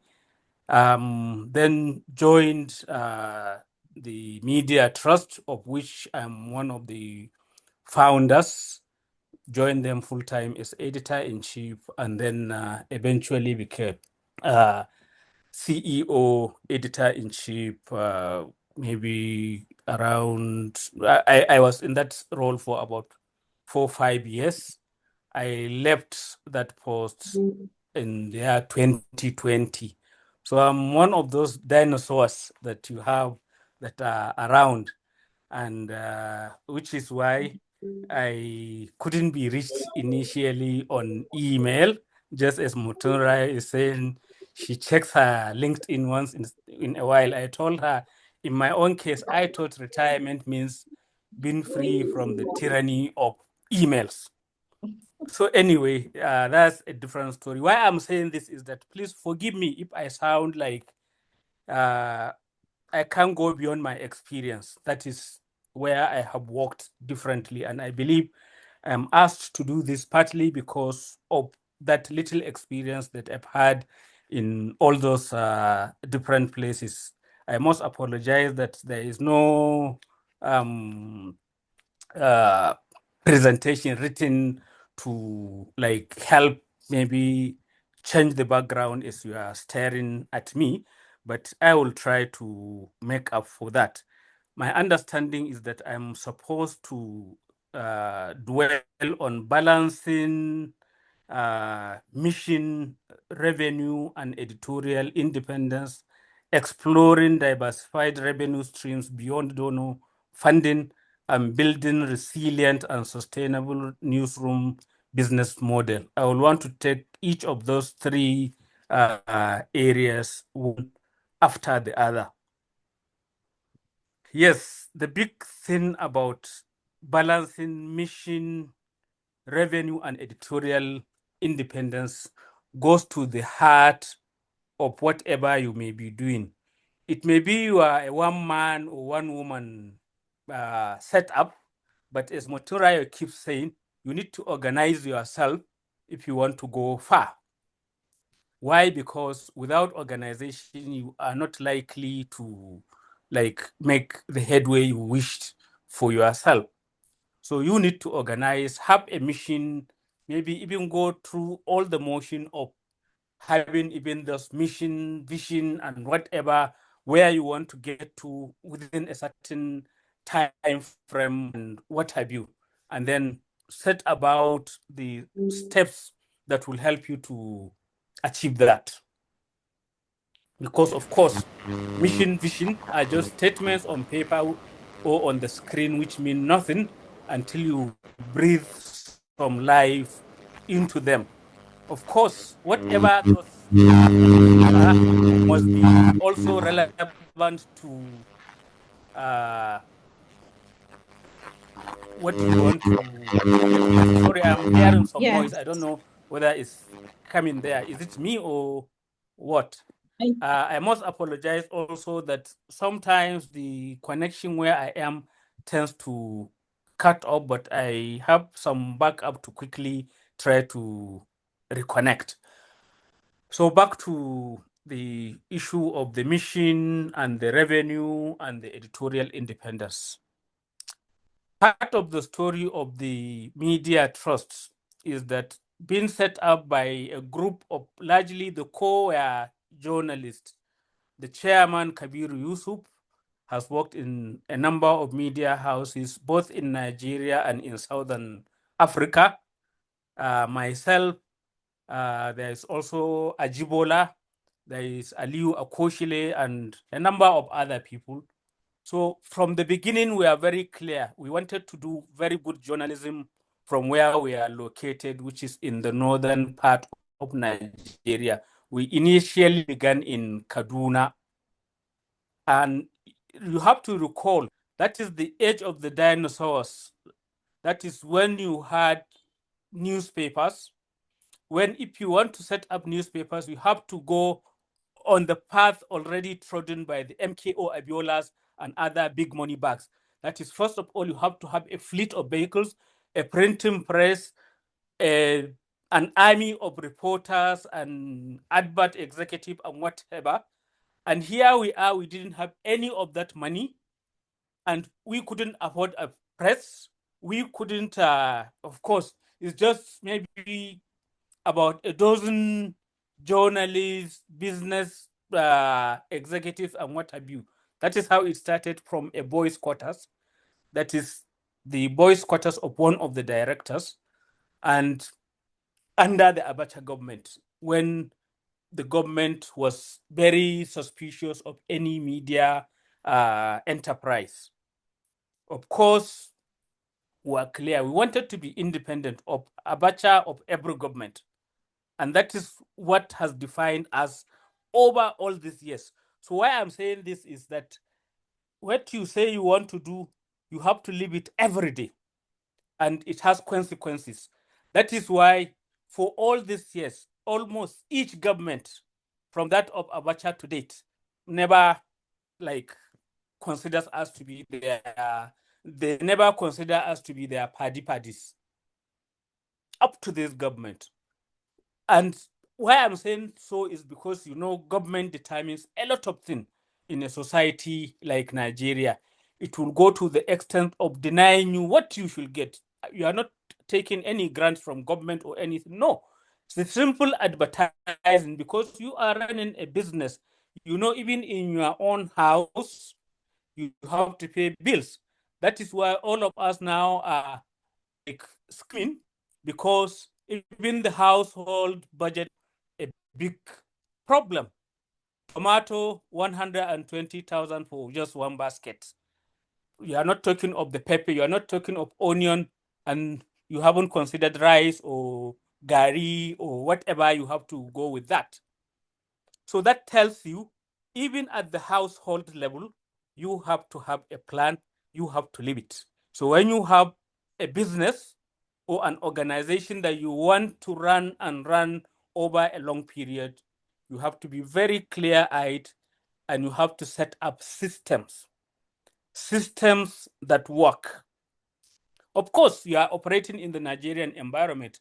Just yesterday, I saw an article by Kemi Adeosun, who was our Minister of Finance. She was Commissioner of Finance in Ogun, Minister of Finance for Nigeria. Of course, she lost her job over some scandal to do with her not serving the NYSC and what have you.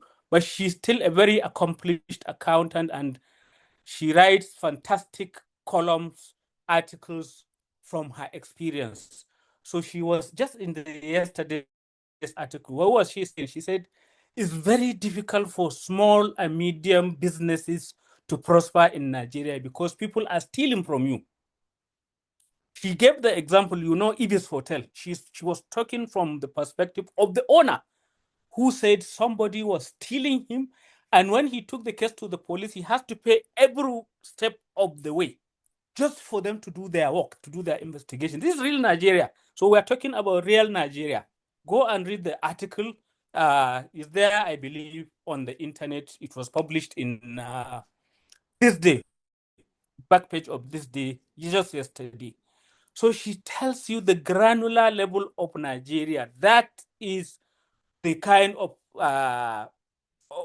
society where you operate, where even your employees, they are busy stealing from. In case of a publisher, I won't mention his name, that somebody was saying the man was stealing from himself. He is the sole owner of the business, but he won't wait for the system to work, and he will over invoice his own company. So this is the reality of things. Of course, you are running a media organization, and which is even a different business.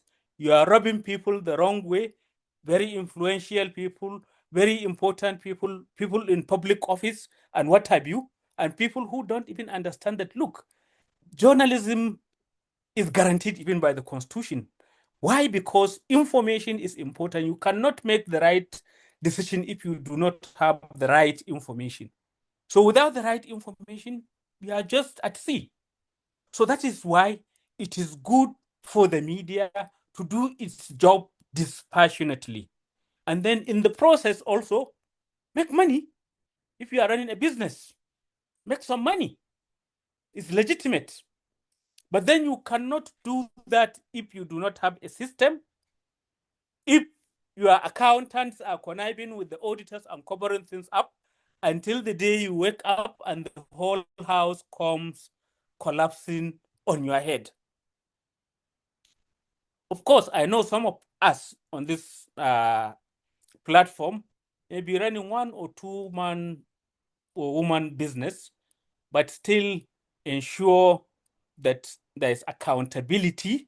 So even you as the owner, when you spend account, that is how you could be sustainable, so that you won't be one of the examples of the has-beens. One of the great newspapers that we had for a brief period was Next. Mutunrayo and a number of others know about it. Brilliant journalism, investigation, and what have you. But within a short time, they seem to have over-leveraged. I think it was set up maybe by bank loan and whatever, huge press and all of that. Brilliant journalism. But it didn't last for long. So go and study and see what happened in that case. I don't know all the details, so I won't pretend to be a specialist on that. But be focused from the beginning and never lose your focus. Ensure that you have a revenue strategy, and the revenue doesn't just come and pass through. That is, other smart people who are sitting within your system are not scheming that up, and then ensure that you are also building for the future, because there will be a day, maybe today you are getting, just a rough estimate, 10,000 naira per day, and you are just miliking. The day will come when there is no 10,000, you cannot afford to eat shaki bokoto again. So you will have to plan. I mean, without that planning, you will just be sucking gari and epa, abi. So you don't want that. You want to be there for the long haul, so that remind yourself your initial job is somebody providing reliable information can be guaranteed for the long term,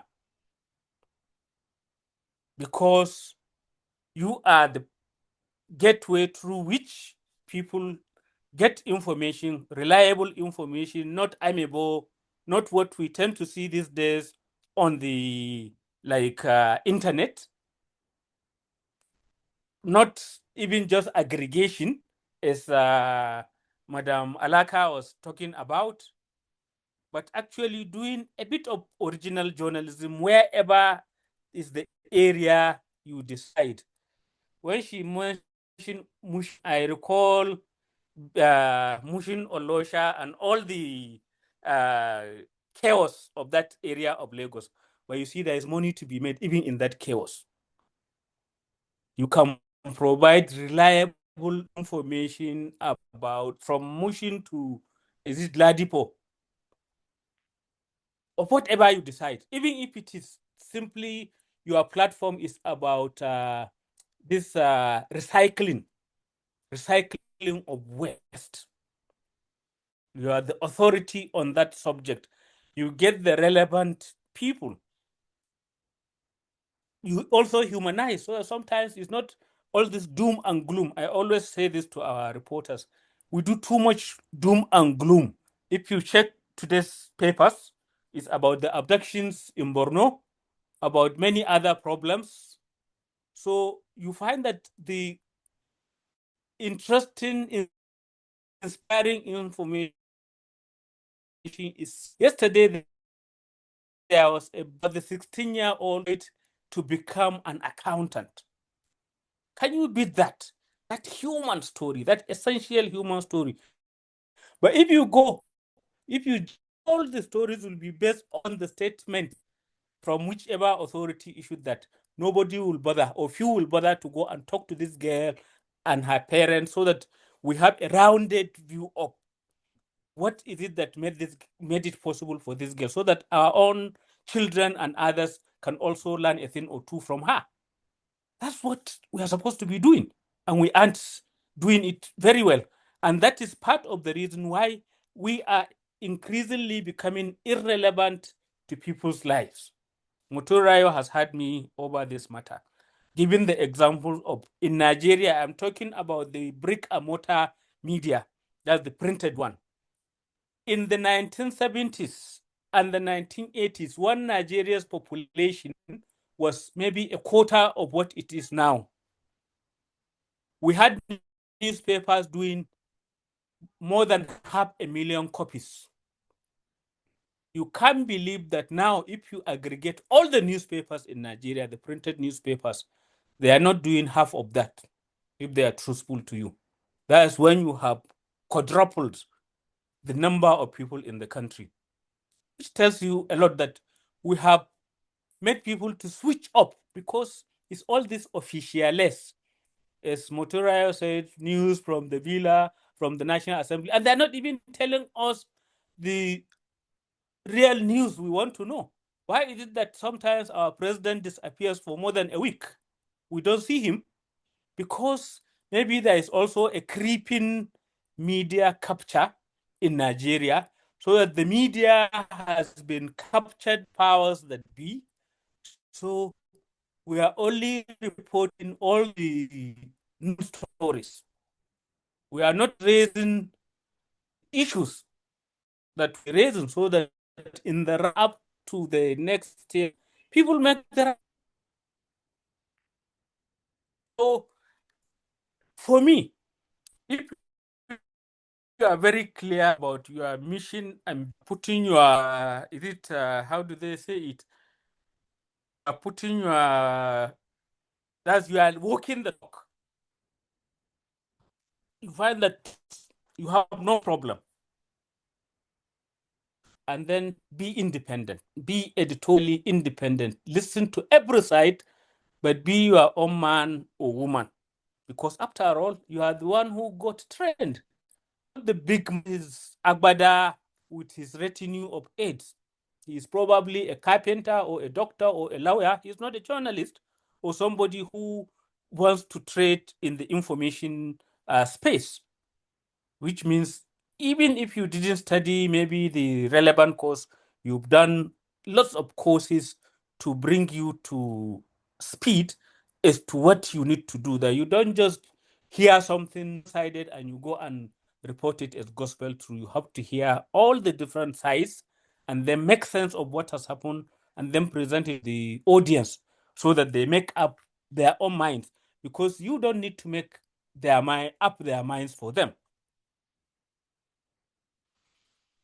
So it is when you are doing this that you'll also begin to see a lot of revenue streams, because, you know, as they say, necessity is the mother of invention. If you are not used to the largesse of the big men and women, the big public officials, and it's not even a largesse, what they give you is chicken change, kobo.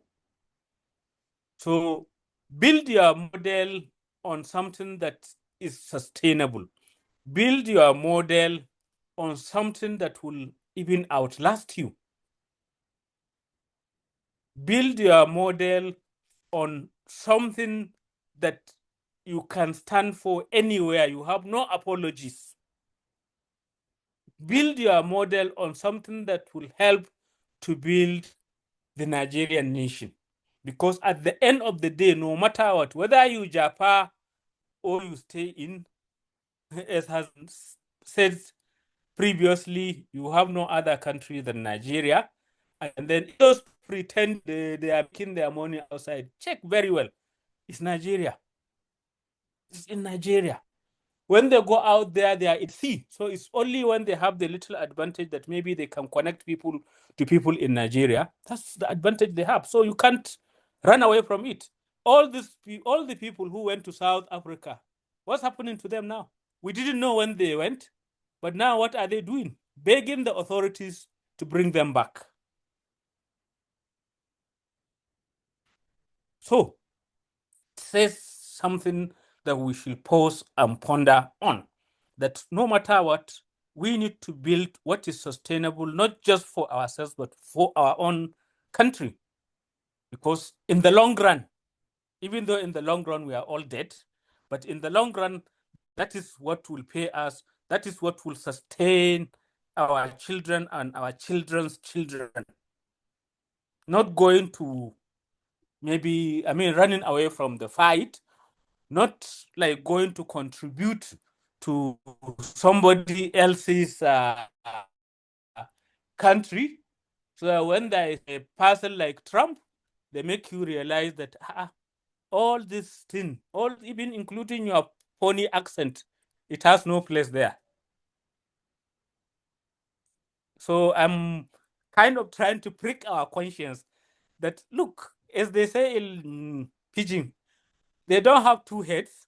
We have the same head, and we are very resourceful people. And if we are determined, we can make it. If we are determined, some of the businesses now that are looking like nothing will be big things. Will be the next fintechs, all these successful ones that now they are giving the established behemoths a very good run for their money. Look at what MoneyPoint, what OPay are doing. All these big banks that are boasting they've been there for 100 years, are they serving the same number? So you can see it tells you something. And it's just some young people who, because of the changing ecosystem, could come up with this thing. I believe some of us, a few of us here can remember there was an advert that was smoking banks. It had this guy who was going to the bank with his mat to sleep because it takes that long for you to be in the bank. These days, how many of it's only when I go to the bank now, physical bank, I see it's only older people like me who bother to go there because some of us still distrust the technology. We think maybe we may be cheated out of some of our money. But vast majority, they take it second nature. Everything from almost the beggars also have accounts. So if you say no cash, they will just give you the account to send. Same thing with the person selling tatase or onion or whatever. So you can see how things have changed. And who did it? It's us, the people, the young people especially, who are thinking beyond borders.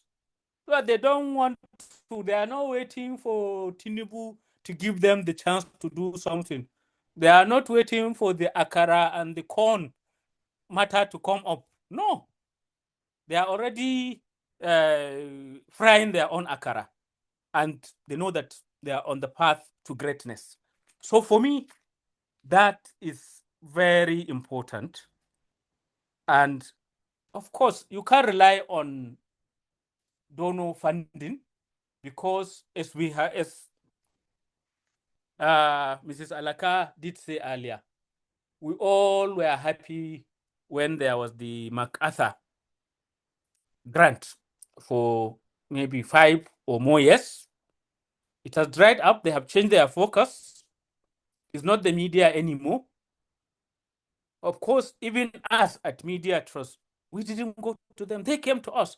So when you are doing something good, as they say, people will beat a path to your heart, to your door, when you are doing something good. So that guy who was even asking about what to do to attract the funding, do something good of an area, become the expert on something.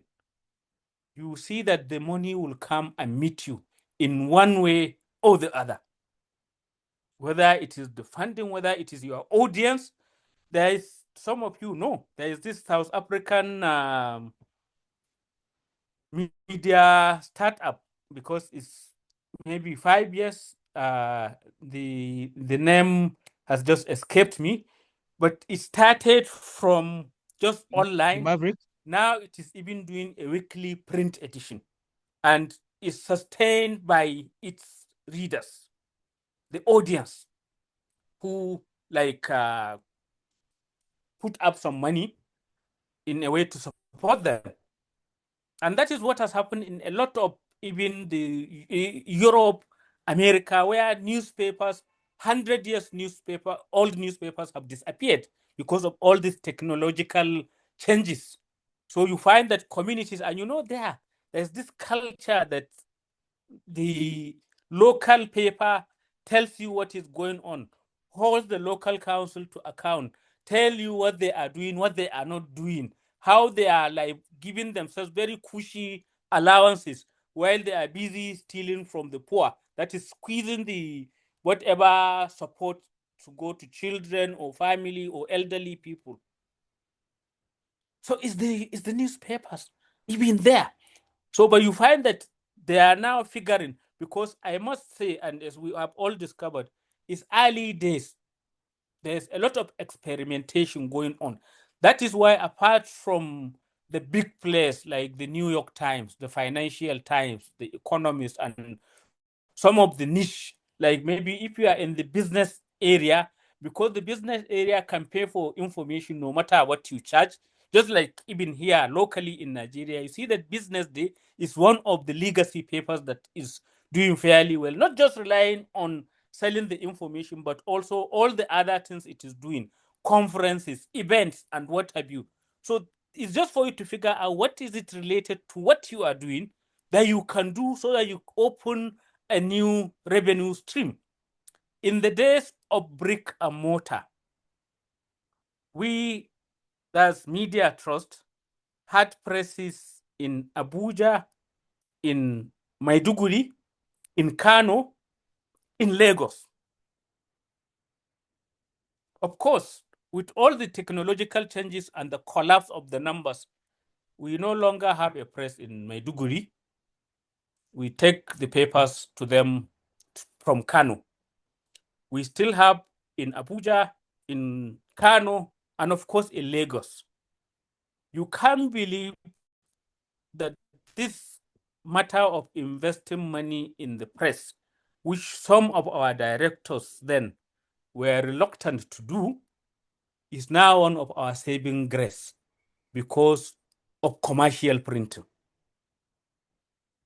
You wouldn't believe that this Northern paper, that's how this Northern paper in Lagos now is the one printing many of the Lagos-based papers. I am not going to mention any name, but if you look at the top 5, we are printing for at least 3.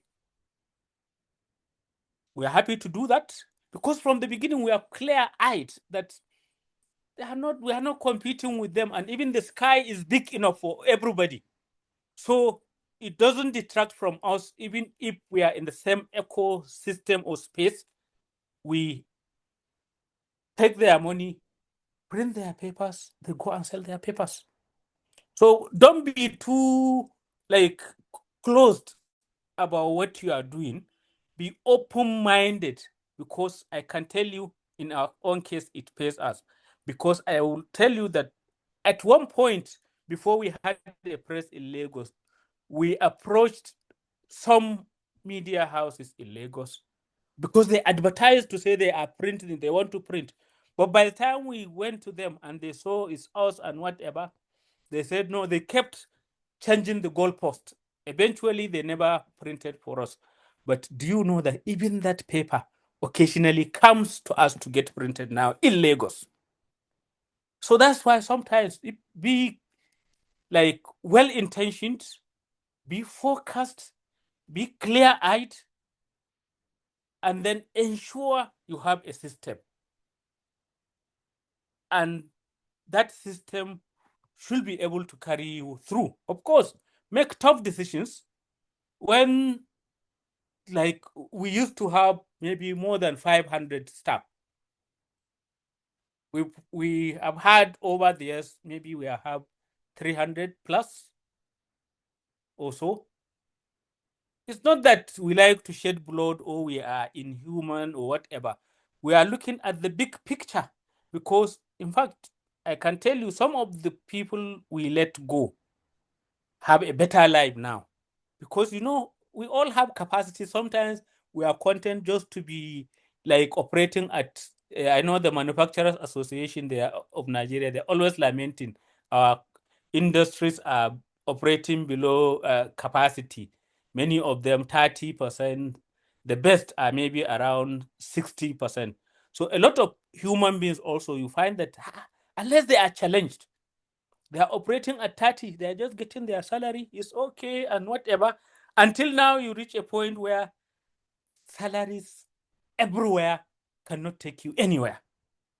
We know it because we know salaries now, most people, if you are earning around the minimum wage or more of it, you can't even afford to go to work every day of the week. That's Mondays to Fridays. So that is why many offices, they've rationed maybe twice, 3 times. Of course, thanks to technology, you can do some of the work wherever you are and all of that. But you know that some of the work is suffering, especially within, let's say, the government system. You go, this director or these junior people are not there. So the salary cannot take you anywhere, cannot take you even to the office, talk less of returning you home. So you find that some people is when they are faced with those challenges, then the best in them comes, because as you know, that necessity is the mother of invention. Somebody will find another way. And it's not that idea of eating where you work. That is the small stealing and the small dispersal of what should come to the organization. Okay, sir, I would just like to bring to your attention, I think you have like 4 minutes. Excellent. I was going to the last. So to build resilient and sustainable newsroom, you have to keep innovating. There is no two ways about it. You have to keep innovating. You have to have ethics so that it's not everything you do. Like, I am one of those who is critical about the way you find that many of us now, the same people we are reporting, we are also giving them awards. We are begging them to take our awards. It's problematic because it creates problem for you. You know, in Hausa, we say the hand given is always on top of the hand taken. I believe it's the same kind of logic in many other cultures as well. So because of that, it creates problem. And you know, all these emperors, all these big people who think the sun rises from their whatever. So you kind of compromise. So, but there are ways, because there is space for advertising, including even the now native adverts. There are ways that without like be either cheapening yourself or making yourself be less competitive, you have an issue. And then at all times, you have to stay locked with their audience. So do that definition. Who are you like producing your material for? Because unless that is clear, it means you'll just be perambulating. You'll have no clear direction. You don't know where you want to arrive, and it's problematic. One of the things that has helped us is we are very clear. We want to do very good journalism as much as humanly possible. And we've tried to do it. Of course, we may not have succeeded fully, but it is better to keep trying rather than to give up and assume that there is nothing more you can do. So be clear about your audience and give them what is relevant. In this age of technology, you can check satisfaction and whatever. Look at the recent poll I saw at the weekend, which is claiming that the National Assembly has overtaken the police score in terms of notoriety. Not that's not the award, is mine. That's in the way people perceive them negatively. In the way people perceive them negatively. Can you imagine? These are our representatives. These are the people who are supposed to check the executive, who are now generally perceived to be in bed with the executive, which is why we are wondering whether our democracy is working the way we want it to work. So to build a resilient and sustainable newsroom, you have to keep innovating. Either now or later, I will say one of the things we have done of recent is we have created a central newsroom, because over the last 5 years, we've gone into television. We've also gone into radio. We have the legacy print, then we have the digital. So all of them now operate from the same room, from the same arena, and organized in such a way that you try to break the silos. As you know, there will always be silos the moment the organization begin to develop. I can see Hannah Yes, is because we just going to had a stop me now, notification and for the rightly so, time. because I can go on and on. But I will stop there because I prefer to be asked questions about maybe what I have said and maybe possibly even what I may not have said. Thank you so much. Thank you so much, sir. Thank you so much, sir. Please, let's a round of applause for that impactful, insightful session. Thank you for sharing from your experience, for being on honest and brutal about what has been done with Daily Trust. You know, I've had an opportunity to work at some point with Daily Trust when I was doing a fellowship, and I can really speak to the innovation. You know, like you said, they'll say it's another newspaper. One does not expect that sort of excellence, but I can say that Daily Trust is top notch, even better than some other newspapers. I can say that because I've worked as a reporter at a newspaper. So thank you. You've said a lot, and I hope we can have questions now, reactions. I know we'd have a lot, and I want us to manage the time because this is a 3-hour session. You've said a lot about the need to have vision. And even though you are speaking from the point of a CEO of a big newspaper organization, a lot of the things you said is still relatable to those who are running niche organizations or even small organizations. I see we have like people already, like we have to enter, but before I would also like to add my own question to it. And the question that I have is that how was Daily Trust able to manage the transition into digital? You mentioned having radio and TV, but I've noticed something, even with the digital disruption, I can see that Daily Trust they have like the YouTube channel is doing well. Sometimes I watch the documentaries.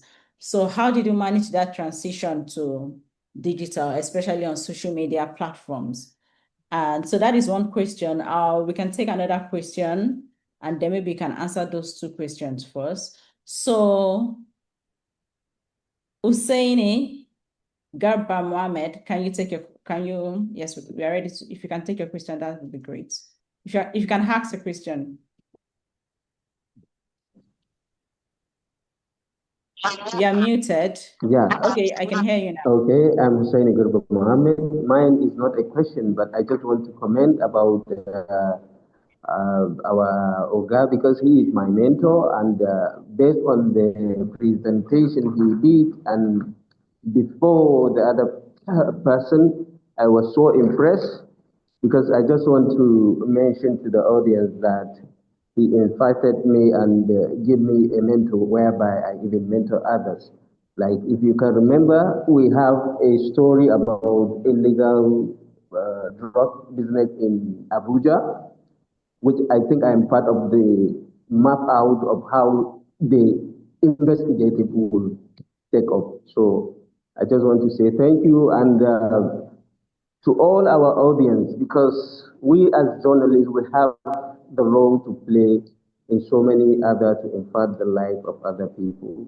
I thank you for inviting me to participate in this program. Thank you so much. You're welcome. So can we have you, Talib? Thank you for the contribution. Talib from Citizen TV. Yes. Thank you so much for giving me the chance to talk to Mohammed Bamalu. What a presentation. My first question is that you take us through how they started Daily Trust in a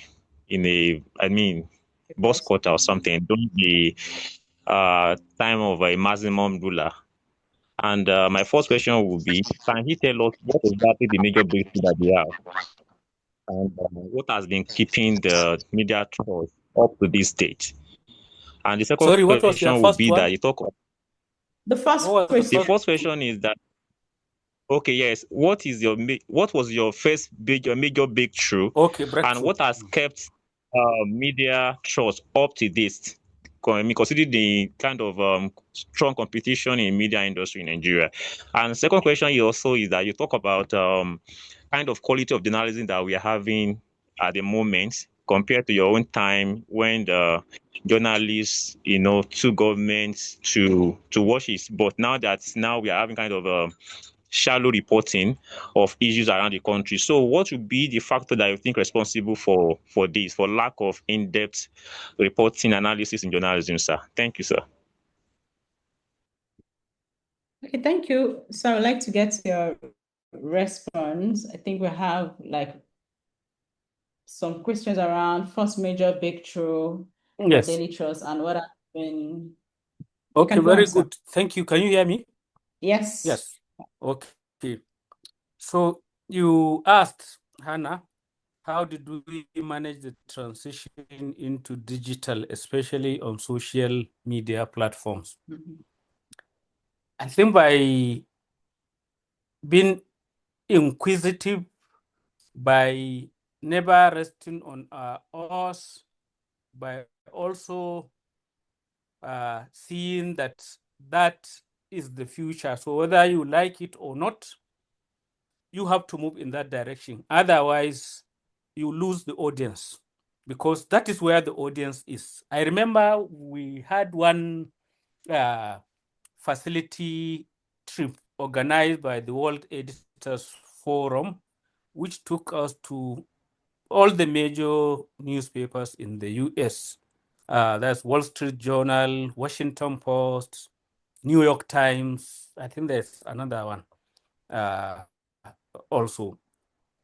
And at that time, I'm talking of, it must be maybe the early 2000s or so. And I was intrigued the way everywhere we go, they will ask, what's your, the Americans, what we call mobile, they say mobile.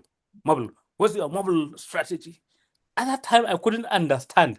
So I was intrigued. I said, the way they are talking, even sitting far away, they have done the math. They can see that, okay, with your young people, with the penetration that was getting on of the, mobile technology, that is the space you have to occupy if you want to be relevant. It's no more about those 500,000 copies. So even if now you are still, let's say the print is developing, maybe it's doing 2.5 million, it's not comparable to the digital space. So because of that, you must figure out. So one of the things is that don't be afraid of change. Change is the only permanent thing in life. That is why we are babies, we grow into adulthood, then into old age, and all of that. So that's a permanent thing. So we are inquisitive. We also spend money on it. And of course, as many on this platform will acknowledge, the digital is not yet paying the dividend we are expecting. It's only the New York Times and the few other big behemoths that are making big money. But for us here, where there are all the hoovering machines, from the Googles to even the local ones who will take your stories and not even acknowledge. And then, so what are you selling? Before you can't claim your own story. If you have a smarter editor, you see they will take your story, turn it into a better angle. And then that's where the clicks are, not your own. When your own is too laid back, is too uninteresting.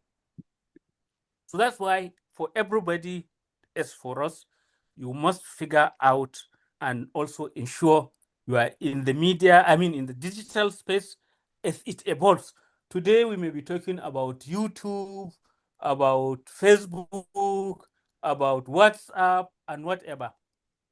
I can bet you those may not be relevant tomorrow.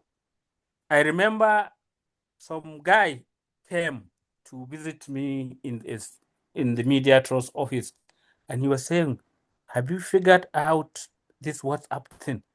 He said, it's going to explode. This is before people knew about WhatsApp. And I remember when I was telling even our more techie savvy guys, they are dismissing it. I said, but still, since we have this leak, I think at least make sure you have something there. So permanent change, get prepared for it, take advantage of it. That's what I will say. Talib, I think, was about our first breakthrough. I think the biggest breakthrough we had from the beginning is with the acceptance by our audience. Because, at the time we came, in the whole of the North, the main newspaper that was reflecting the northern point of view was the New Nigerian government-owned newspaper, which had seen better days, was declining. So we went into that void, filled it, very adequately were like doing the stories that especially the northern audience were not seeing in the other Nigerian newspapers. So from the beginning, they kind of owned us. That is why up to now, actually, even now, a lot of people will walk up to me. I mean, non-media trust people will say, look, don't play with that thing because it's no more your own, it's our own. So the community has owned it up and they don't want us, those of us who claim to be owners or whatever, or operators, they don't want us to mess with it. They want us to keep on that focus. So because from the beginning they had that, so it was widely accepted. Within a short time, you find that it was in hot demand. It will finish within a short time of its appearance on the streets. And then we didn't neglect even Lagos.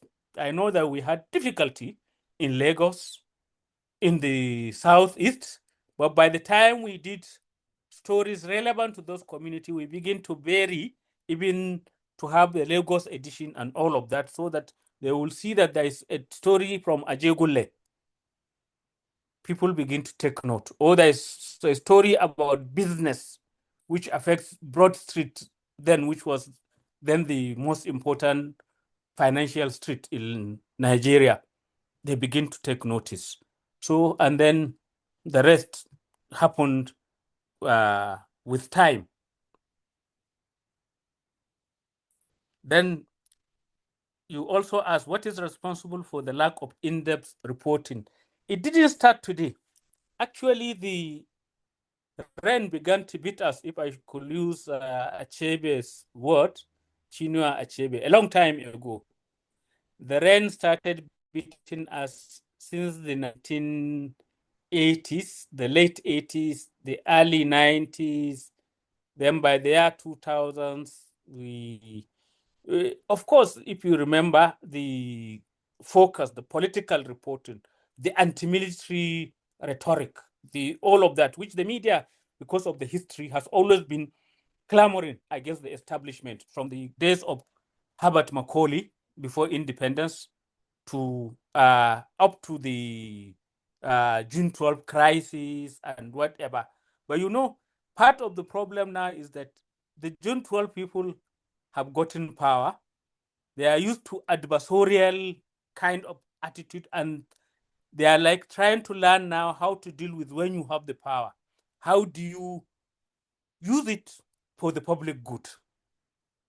And then the media also, because a lot of it is owned by that tendency, is also struggling. It doesn't understand that, look, it shouldn't be all this Emilio Khan kind of rhetoric.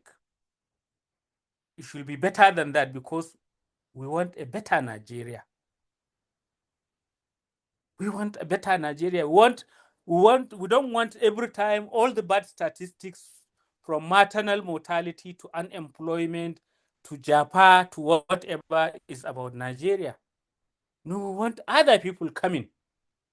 We want even to go back to the days when we remember when we were the ones who were telling the Ghanaians to go. When the beginning of our trouble began, when the economy was not adding up, when we misused the oil wealth, instead of investing in agriculture, processing, manufacturing, what have you, we became lazy. We are importing everything. And now we have even begun to go back. Because imagine now that we are importing just because we want to make rice cheap. We don't understand the economics of it.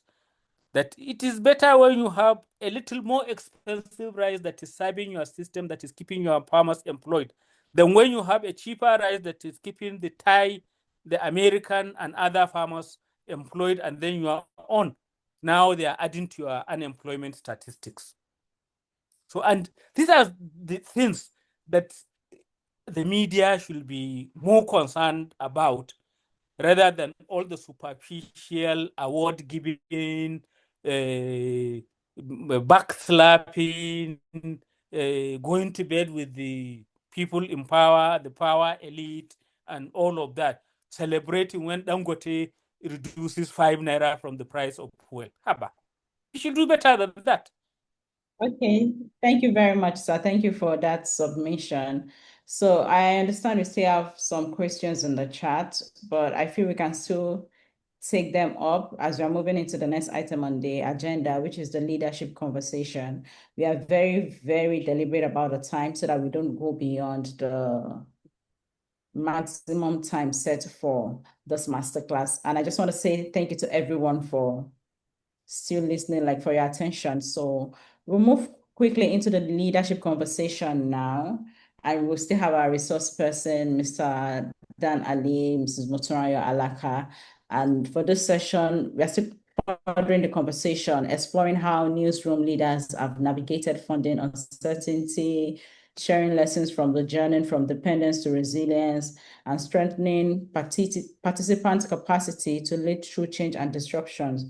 And to bring that up, I would like to maybe just, if you can quickly speak to this issue, Mr.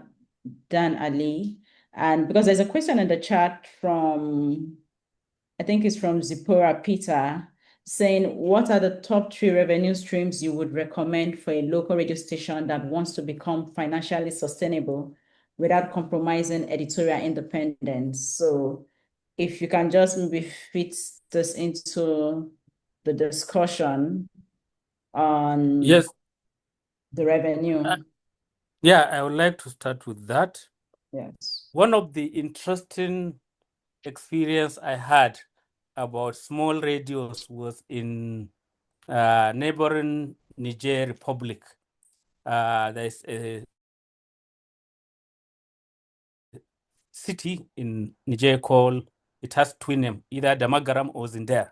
That is where the refinery that the Chinese people built in Niger is close to their oil fields. So I was there many years ago with to see a BBC colleague who has since died, actually. So he was running a local radio station. This is a very dry, that was before the oil refinery, before the oil something. That was the time. So it's not that there is oil, so there is more money sloshing around. In his studio, you can't believe that was the one time I saw it was padded with what? Empty paper crates, these egg crates. That's what they used to soundproof the studio. So you can just imagine the imagination and the way he's doing it at his budget. He can't afford all these slick consultant-led kind of padding, which will be expensive. But that's not the point I'm trying to make. It is the fact that we are listening, and I heard that somebody's camel is lost. He is making an announcement.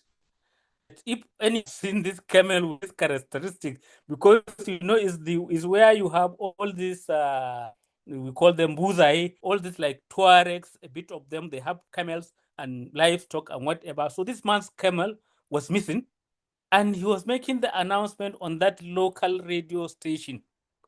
So you can see the local relevance and the fact that these guys, even if it is kobo, they took it and were repeatedly making this announcement.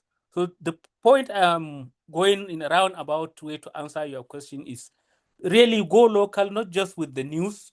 Don't keep telling them about Abuja. Yes, Abuja is important where the decision makers are, or Broad Street, or the shares and whatever. Tell them the local stories where you are, so that then the local businesses can see themselves in, so that the hairdresser, maybe the best hairdresser, you can sex things up. Maybe where you get the latest whatever about hairdressing, or the plating, or the person who is, whatever businesses are there, because I'm short of in my imagination as to the businesses there, because all you want is the businesses there, and make it cheap, affordable. Don't go with that red card.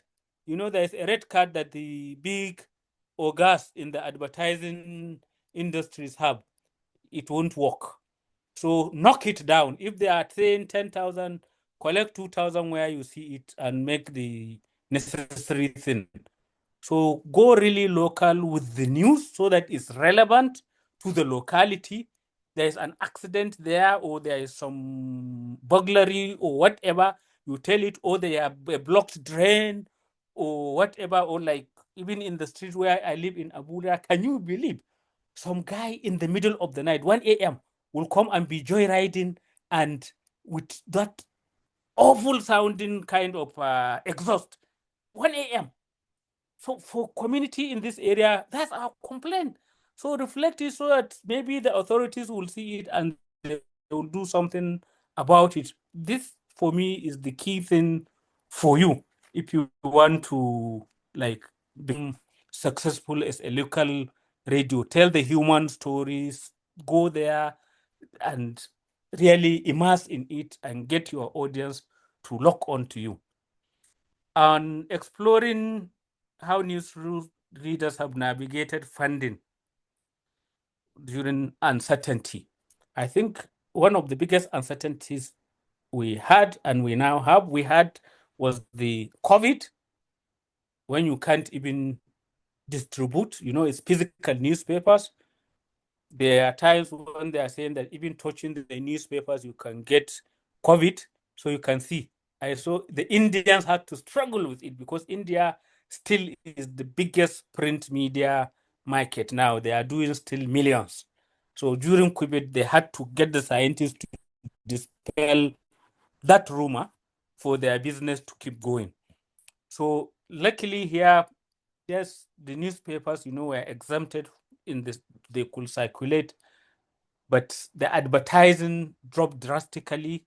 So when your revenue is down, what do? You cut your cost. So there was a time I used to, Husseini, who spoke earlier, who is in the production section, can recall that we used to do 80-something pages, 72 pages. I didn't like it when I see us doing like 64. But now what are we doing? 20-something pages. Because you are cutting your cost, because each page is a big cost. Newsprint you are importing is dollars. You know that the print business is all import dependent, from the machines to the ink to the plates, everything. So you use less and conserve the little revenue you are getting, so that if in the past you are getting 20 pages of advert, now you are getting 5, adjust accordingly. So if it is the digital space, figure out how to do that. Same thing with radio, where there is a huge cost of diesel. How do you do that? So is it investment in solar? That's another capital intensive thing. Or can you co-locate? Because you see, Nigeria, we like everybody independent, doing the same thing, expending our energy. When Abiola wanted the newspapers to all put their newspapers in his vans so that he can be distributing for everybody, they kicked against the idea. You can imagine, we're of the 1980s. Everybody must buy his distribution, and the problem with the drivers, with all the something. So that is why the key thing is always adjust. Don't be static. You must be moving. Anybody who stays in the same place get run over by others who are moving. So that is why you have to be moving as well. And hopefully in the right direction, so that you are not moving in the wrong direction. So the resilience. Yeah, Hannah, I must listen to you. Yes, thank you very much, sir. Because we have Mrs. Alaka Yeah, okay, please. in line as well, and I just want us to work with the time. Thank you very much, sir. Like you said, it's important to always move, but you need to move in the right direction. So, Mrs. Alaka, I would like to also get your insight on this conversation, especially around, navigating uncertainty. I know you've worked with a lot of newsroom leaders, you've helped a lot of organizations, and even from the lessons that you've shared based on running the Wole Soyinka Center for Investigative journalism. We'd like to hear your own lessons as well on the journey from dependence to resilience and how we can strengthen our capacity to lead our organizations in this perilous times. You're muted. You're muted. Can you unmute? Thank you.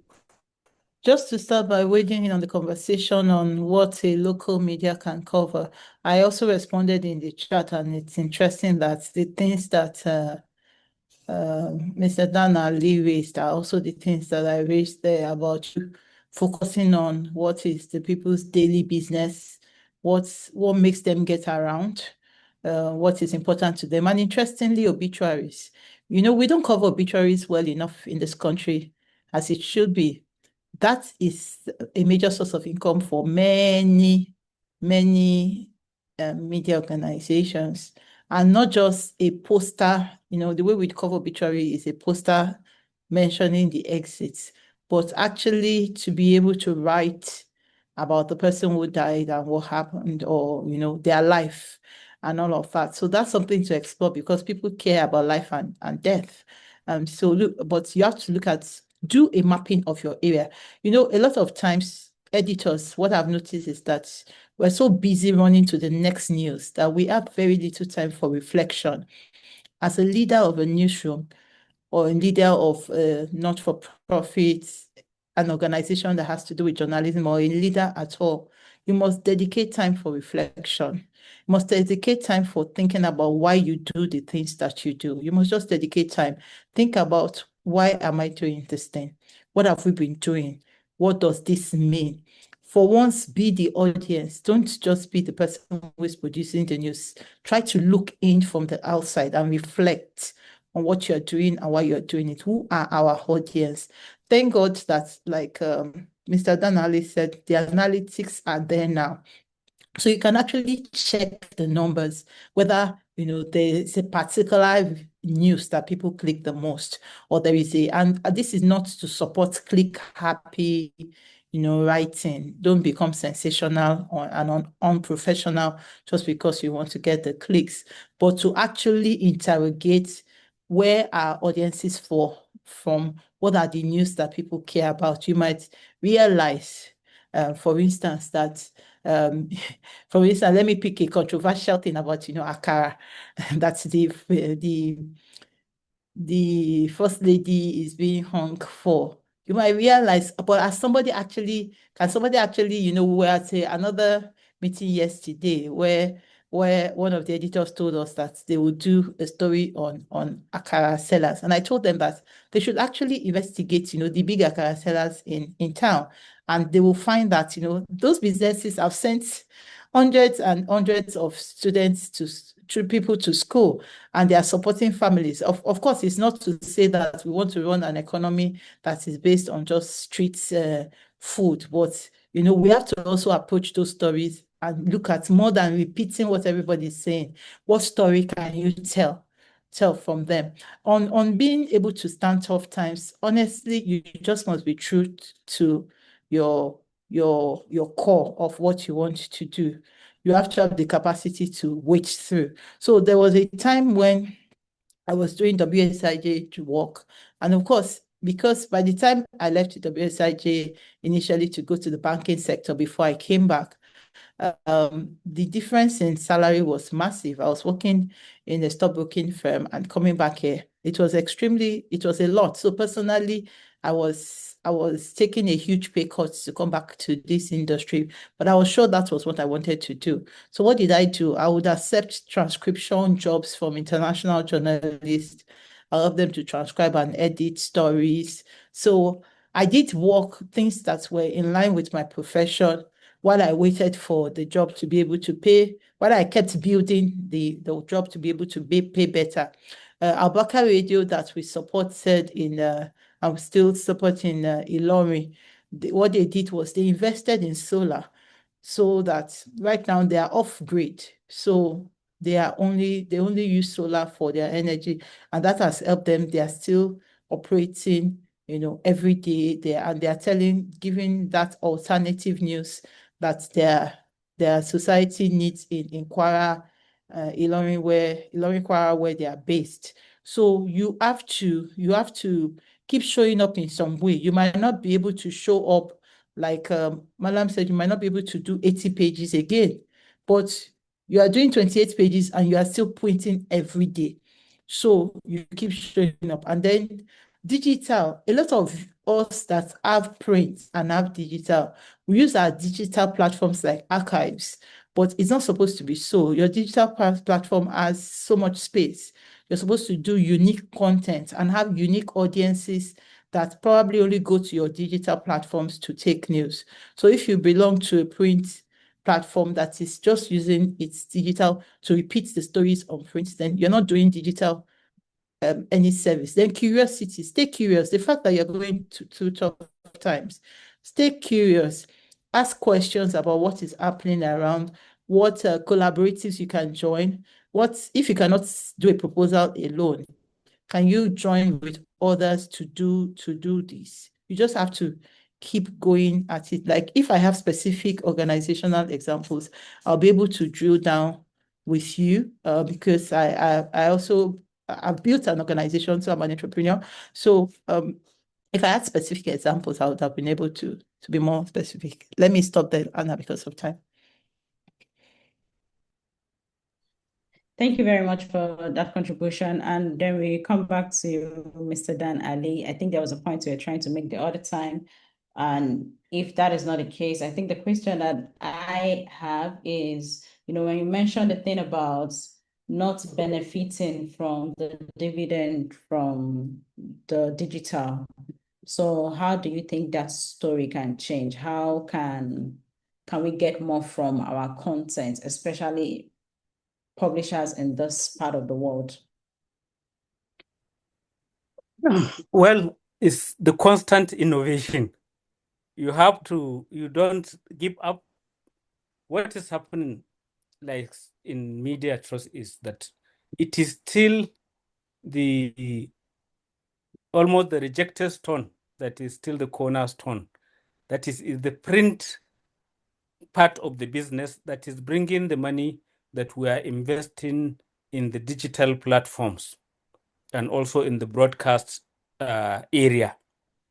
The other areas are not making money yet. So, but we are like confident, almost an article of faith, that it's a matter of time. We have to keep at it, and over time, we'll crack it. We are very clear-eyed that the digital is the way to go. If somebody was asking how digital newsroom can diversify while maintaining like independence. Mm-hmm. Because as Motonrayo did say, the good thing about digital, everything is accountable. There are numbers.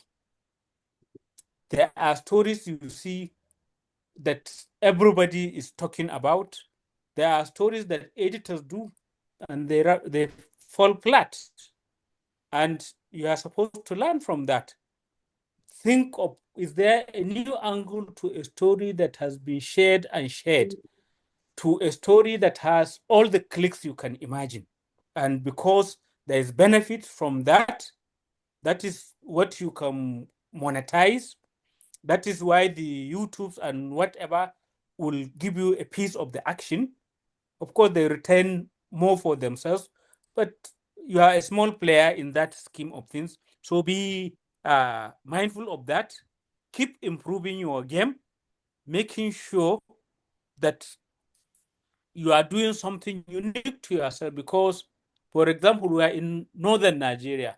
All the other media in Nigeria are elsewhere. So we should ensure that we are the most authoritative in that space. And then we cover it in a very imaginative way. So it's not only about the bandits, but as somebody was mentioning, the documentaries that we do about the knock culture, the knock side, which is one of the earliest histories in Nigeria. We've done it. There's somewhere in Gombe which has this fantastic geological formation. You will think it's somebody who sat there and broke up the rocks into small pieces. So it's for you to deepen what the analytics are telling you is right. The one that is getting the engagement, not the one that the editors are so worked up about and which falls flat. And then do it in a way that gets better engagement. Use infographics, use videos, use whatever. Why is it that now, even when the bandits themselves, who are very poor cinematographers, when they do their thing, we all go to watch? Robert. I mean, I'm not saying we like to watch the gory things that they post, but you can see because it is relevant, we want to understand what is driving these crazy people. Okay. We want to understand what is the latest blasphemous thing that they are considering doing.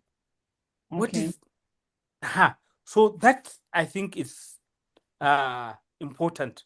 And one last thing in terms of the strengthening the is it the capacity?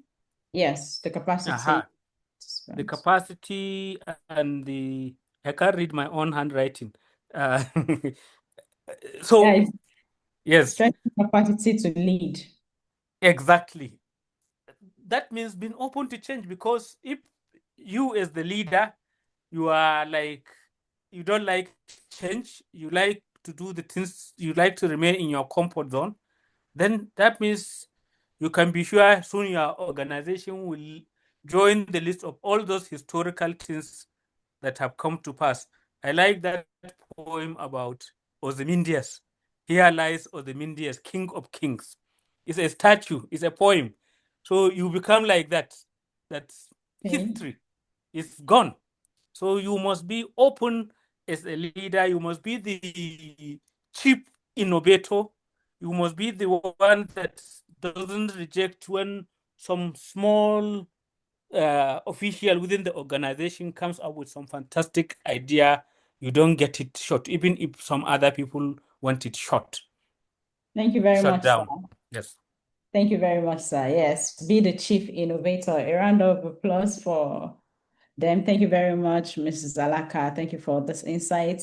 I understand it's been like, close to 3 hours now, and it's been a lot of insight upon insight. I've been writing a lot of notes. And this is just a starting point, if you ask me. I believe maybe the center will be able to follow up, so we can go in depth into some of these issues that have been identified. So we would be, for the participants, I would like you to also, just try to draw out a sustainability action plan from all that has been said. So you are going to identify the 3 biggest sustainability priorities for your newsrooms, commit to 3 actions within the next week or month, then share 1 practical commitment with colleagues. So if you can just do that in the chat, and then maybe we can have 1 or 2 people to also share this insight. And please, before we close, it is very important to take the feedback survey. The link is in the chat. Please, let's take the feedback survey. It's very, very important. Very, very important. Thank you for your attention. And I sent you, Raman, we have Raman Abiola here. I sent you a message. I don't know if you saw it. I don't know if you don't mind, please. I'm sorry for putting you on the spot, but I know Legit has done a lot of things on monetization, because that is one issue that we've had here, monetization on digital platform. If you can quickly speak to that, and maybe like in a minute or two, what is changing? How can we monetize content on digital platform based on what Legit is doing? Okay, yes, thank you so much, Hannah, for the opportunity. Let me state that at Legit, we are a multi-niched platform. That means we touch a lot of niches, from politics and current affairs to human interest to business. And then we are available in Hausa, which is performing so well. Talking about monetization, let me state that we don't usually receive funding for our newsroom. We are not, we don't receive fundings, except perhaps maybe some of our reporters, they want to work on maybe a story, and we get funding for them, like the social journalism we can discuss with Nigeria Hate Watch, get funding for them. But talking about our operation generally,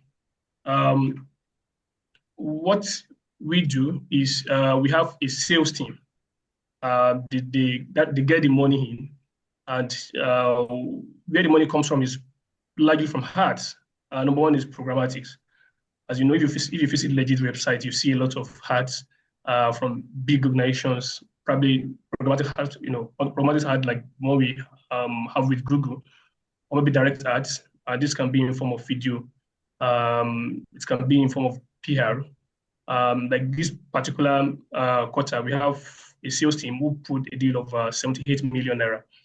So that is their job. That is what they do. So programmatic ad is what. The second one is branded journalism. As you know, we have a lot of platforms, a lot of like OP fintechs like OP Moneypoint. They reach out to us.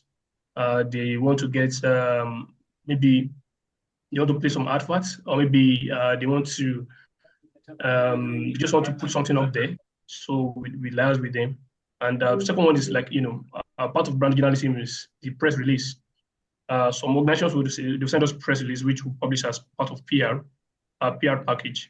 So this has really been helping.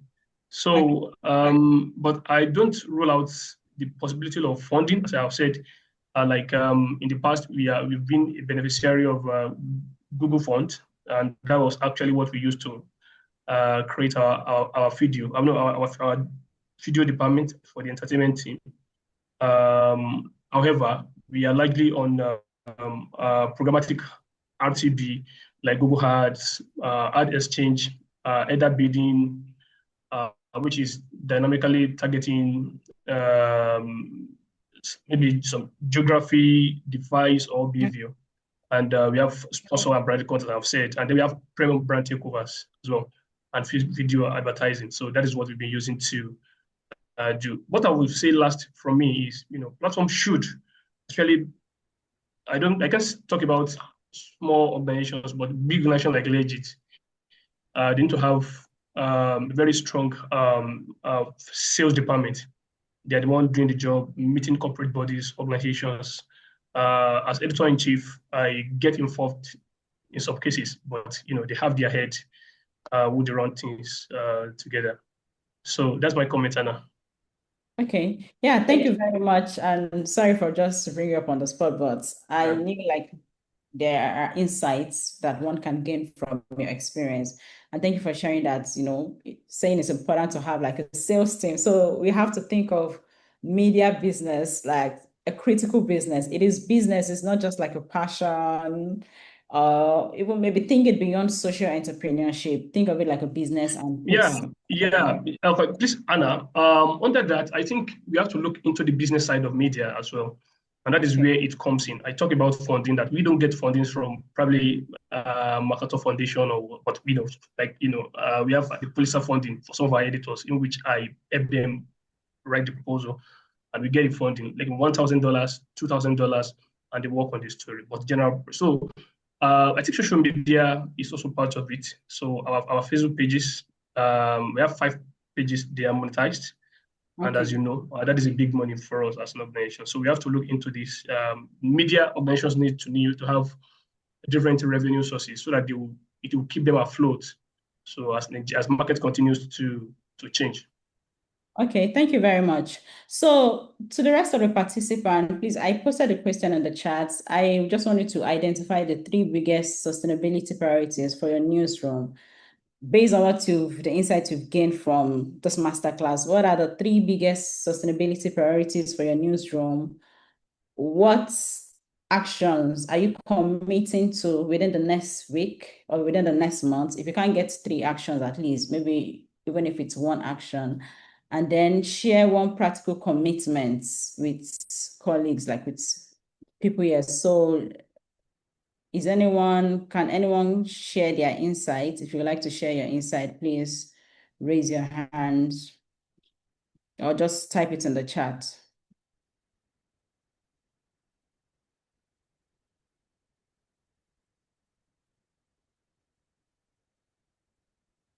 So what are the biggest sustainability priorities for your newsroom based on what you've learned today from today's master class? Okay, I think for me, I would just like to state one of the main challenge for me would be the sustainability priority. Okay, yes, and Talu, you can come, you can come off one side, let me just quickly chime in. So for me, it would be diversifying the funding model from just donor funding, and if it is possible to look towards content monetization, build our social media followings to have content monetization, and the commitment what I'll commit to is to work on our account book, the expense reports and everything, sort out all our banking issues so that at least we have a clean sheet that we can share with people. And one practical commitment would be what Mrs. Alaka said, maybe pushing out thought leadership on the area where we've been working on. So Talub, I'm keen to let someone who has not spoken before, but Talub, if you can speak in less than 1 minute, that would be great so that we can end on time. Okay. So what are you thank you so much for for us here. I think we are going to focus on the basics, which is about being more intentional about our local reporting. I've gained a lot of insight from both speakers in the importance of trying to localize your report, and that is even where your success is. So I think instead of trying to follow in sensationalism and these popular stories or reporting, so it's better one localize, go within the community, see what are the issues there, and give people a voice in your area, and be consistent about it as well until you get noticed, and then other opportunities will follow. So for us to be more intentional about local story. Thank you. Thank you very much. And I think the other thing we would also have to do, please don't forget to take the survey, and we'll also be taking the pictures. So if your camera can be on, that would be great. So we can take the virtual photograph. So adjust your position. Joanne, you can quickly chime in your thoughts while I work with the technical team on the picture. Joanne, you have the floor, 30 seconds or 1 minute if possible. So I thought you said about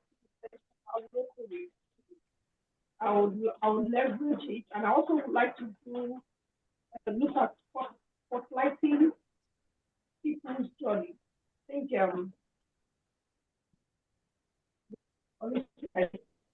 I think there is an issue with your audio, again, with your network. So please, please, can you type your thoughts in the chat because the network is not clear. Blessing Oladunje, you have the floor, 30 seconds, 1 minute. Joanne, if you can just type it in the chat, Blessing, go on. One major thing I would like to refer to is, so we have an issue to say we focus around gender and disability issues. And there was something, an explanation Mrs. Alaka mentioned, trying to talk about Mushi. So where are you when they're talking about Mushi, education in Mushi? Where are you when they're talking about specific issues in Mushi? So I think it's really focusing on this and not be distracted, because it's really easy to be distracted because there's a funding coming for a particular story that is not even within your core focus area. And most times we try to mainstream issues, say issues of disability and gender into this other areas where the opportunities are coming from. But maybe being more focused on that would be helpful. And on leadership and governance that she talked about, I think we're doing well regarding that based on the specific examples that we talked about, accounting and all of those things. It should just be to be documenting these things, this process is more. So when they ask where are these, it's really easier to push it out. But I can say in this year, we've applied for up to 18 applications yes, we got one, and I think it's a starting point, and that's why our comment is so encouraging when she said, "I've raised 500,000, I've raised $1,000." So it's really from the really small bit, and we can definitely get it. Thank you. Yeah, thank you very much for that contribution. I'm sure a lot of us will have a lot to say. Yes, the time is up on that session. So let's get set to take our photograph. Please, we can just turn on your camera and adjust your position.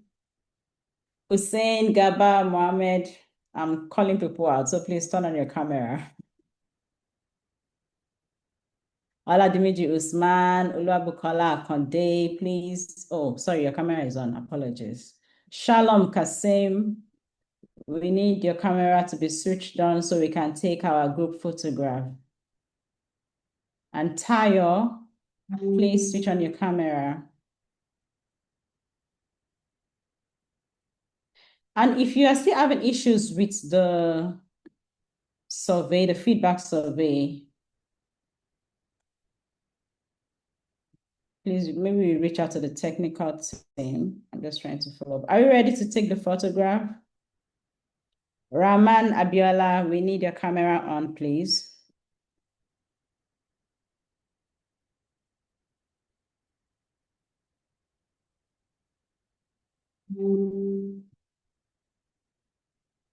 And if you're having issues, maybe you need to reload your browser. That is with the form. And one other thing is, if you have benefited from this masterclass, I assume like a lot of us, we've benefited a great deal. Please share your stories and the Wale Soyinka Center. Please, you can turn on your camera and mute your mic. That would be helpful. And like I was saying, I'd like to encourage us to also share our story on the masterclass, share the insights you gain, share it on social media, and you can tag the Wale Soyinka Center on social media. So let's get the news out, get information out. That would be a good way to say thank you for this masterclass, this insights that we've gained.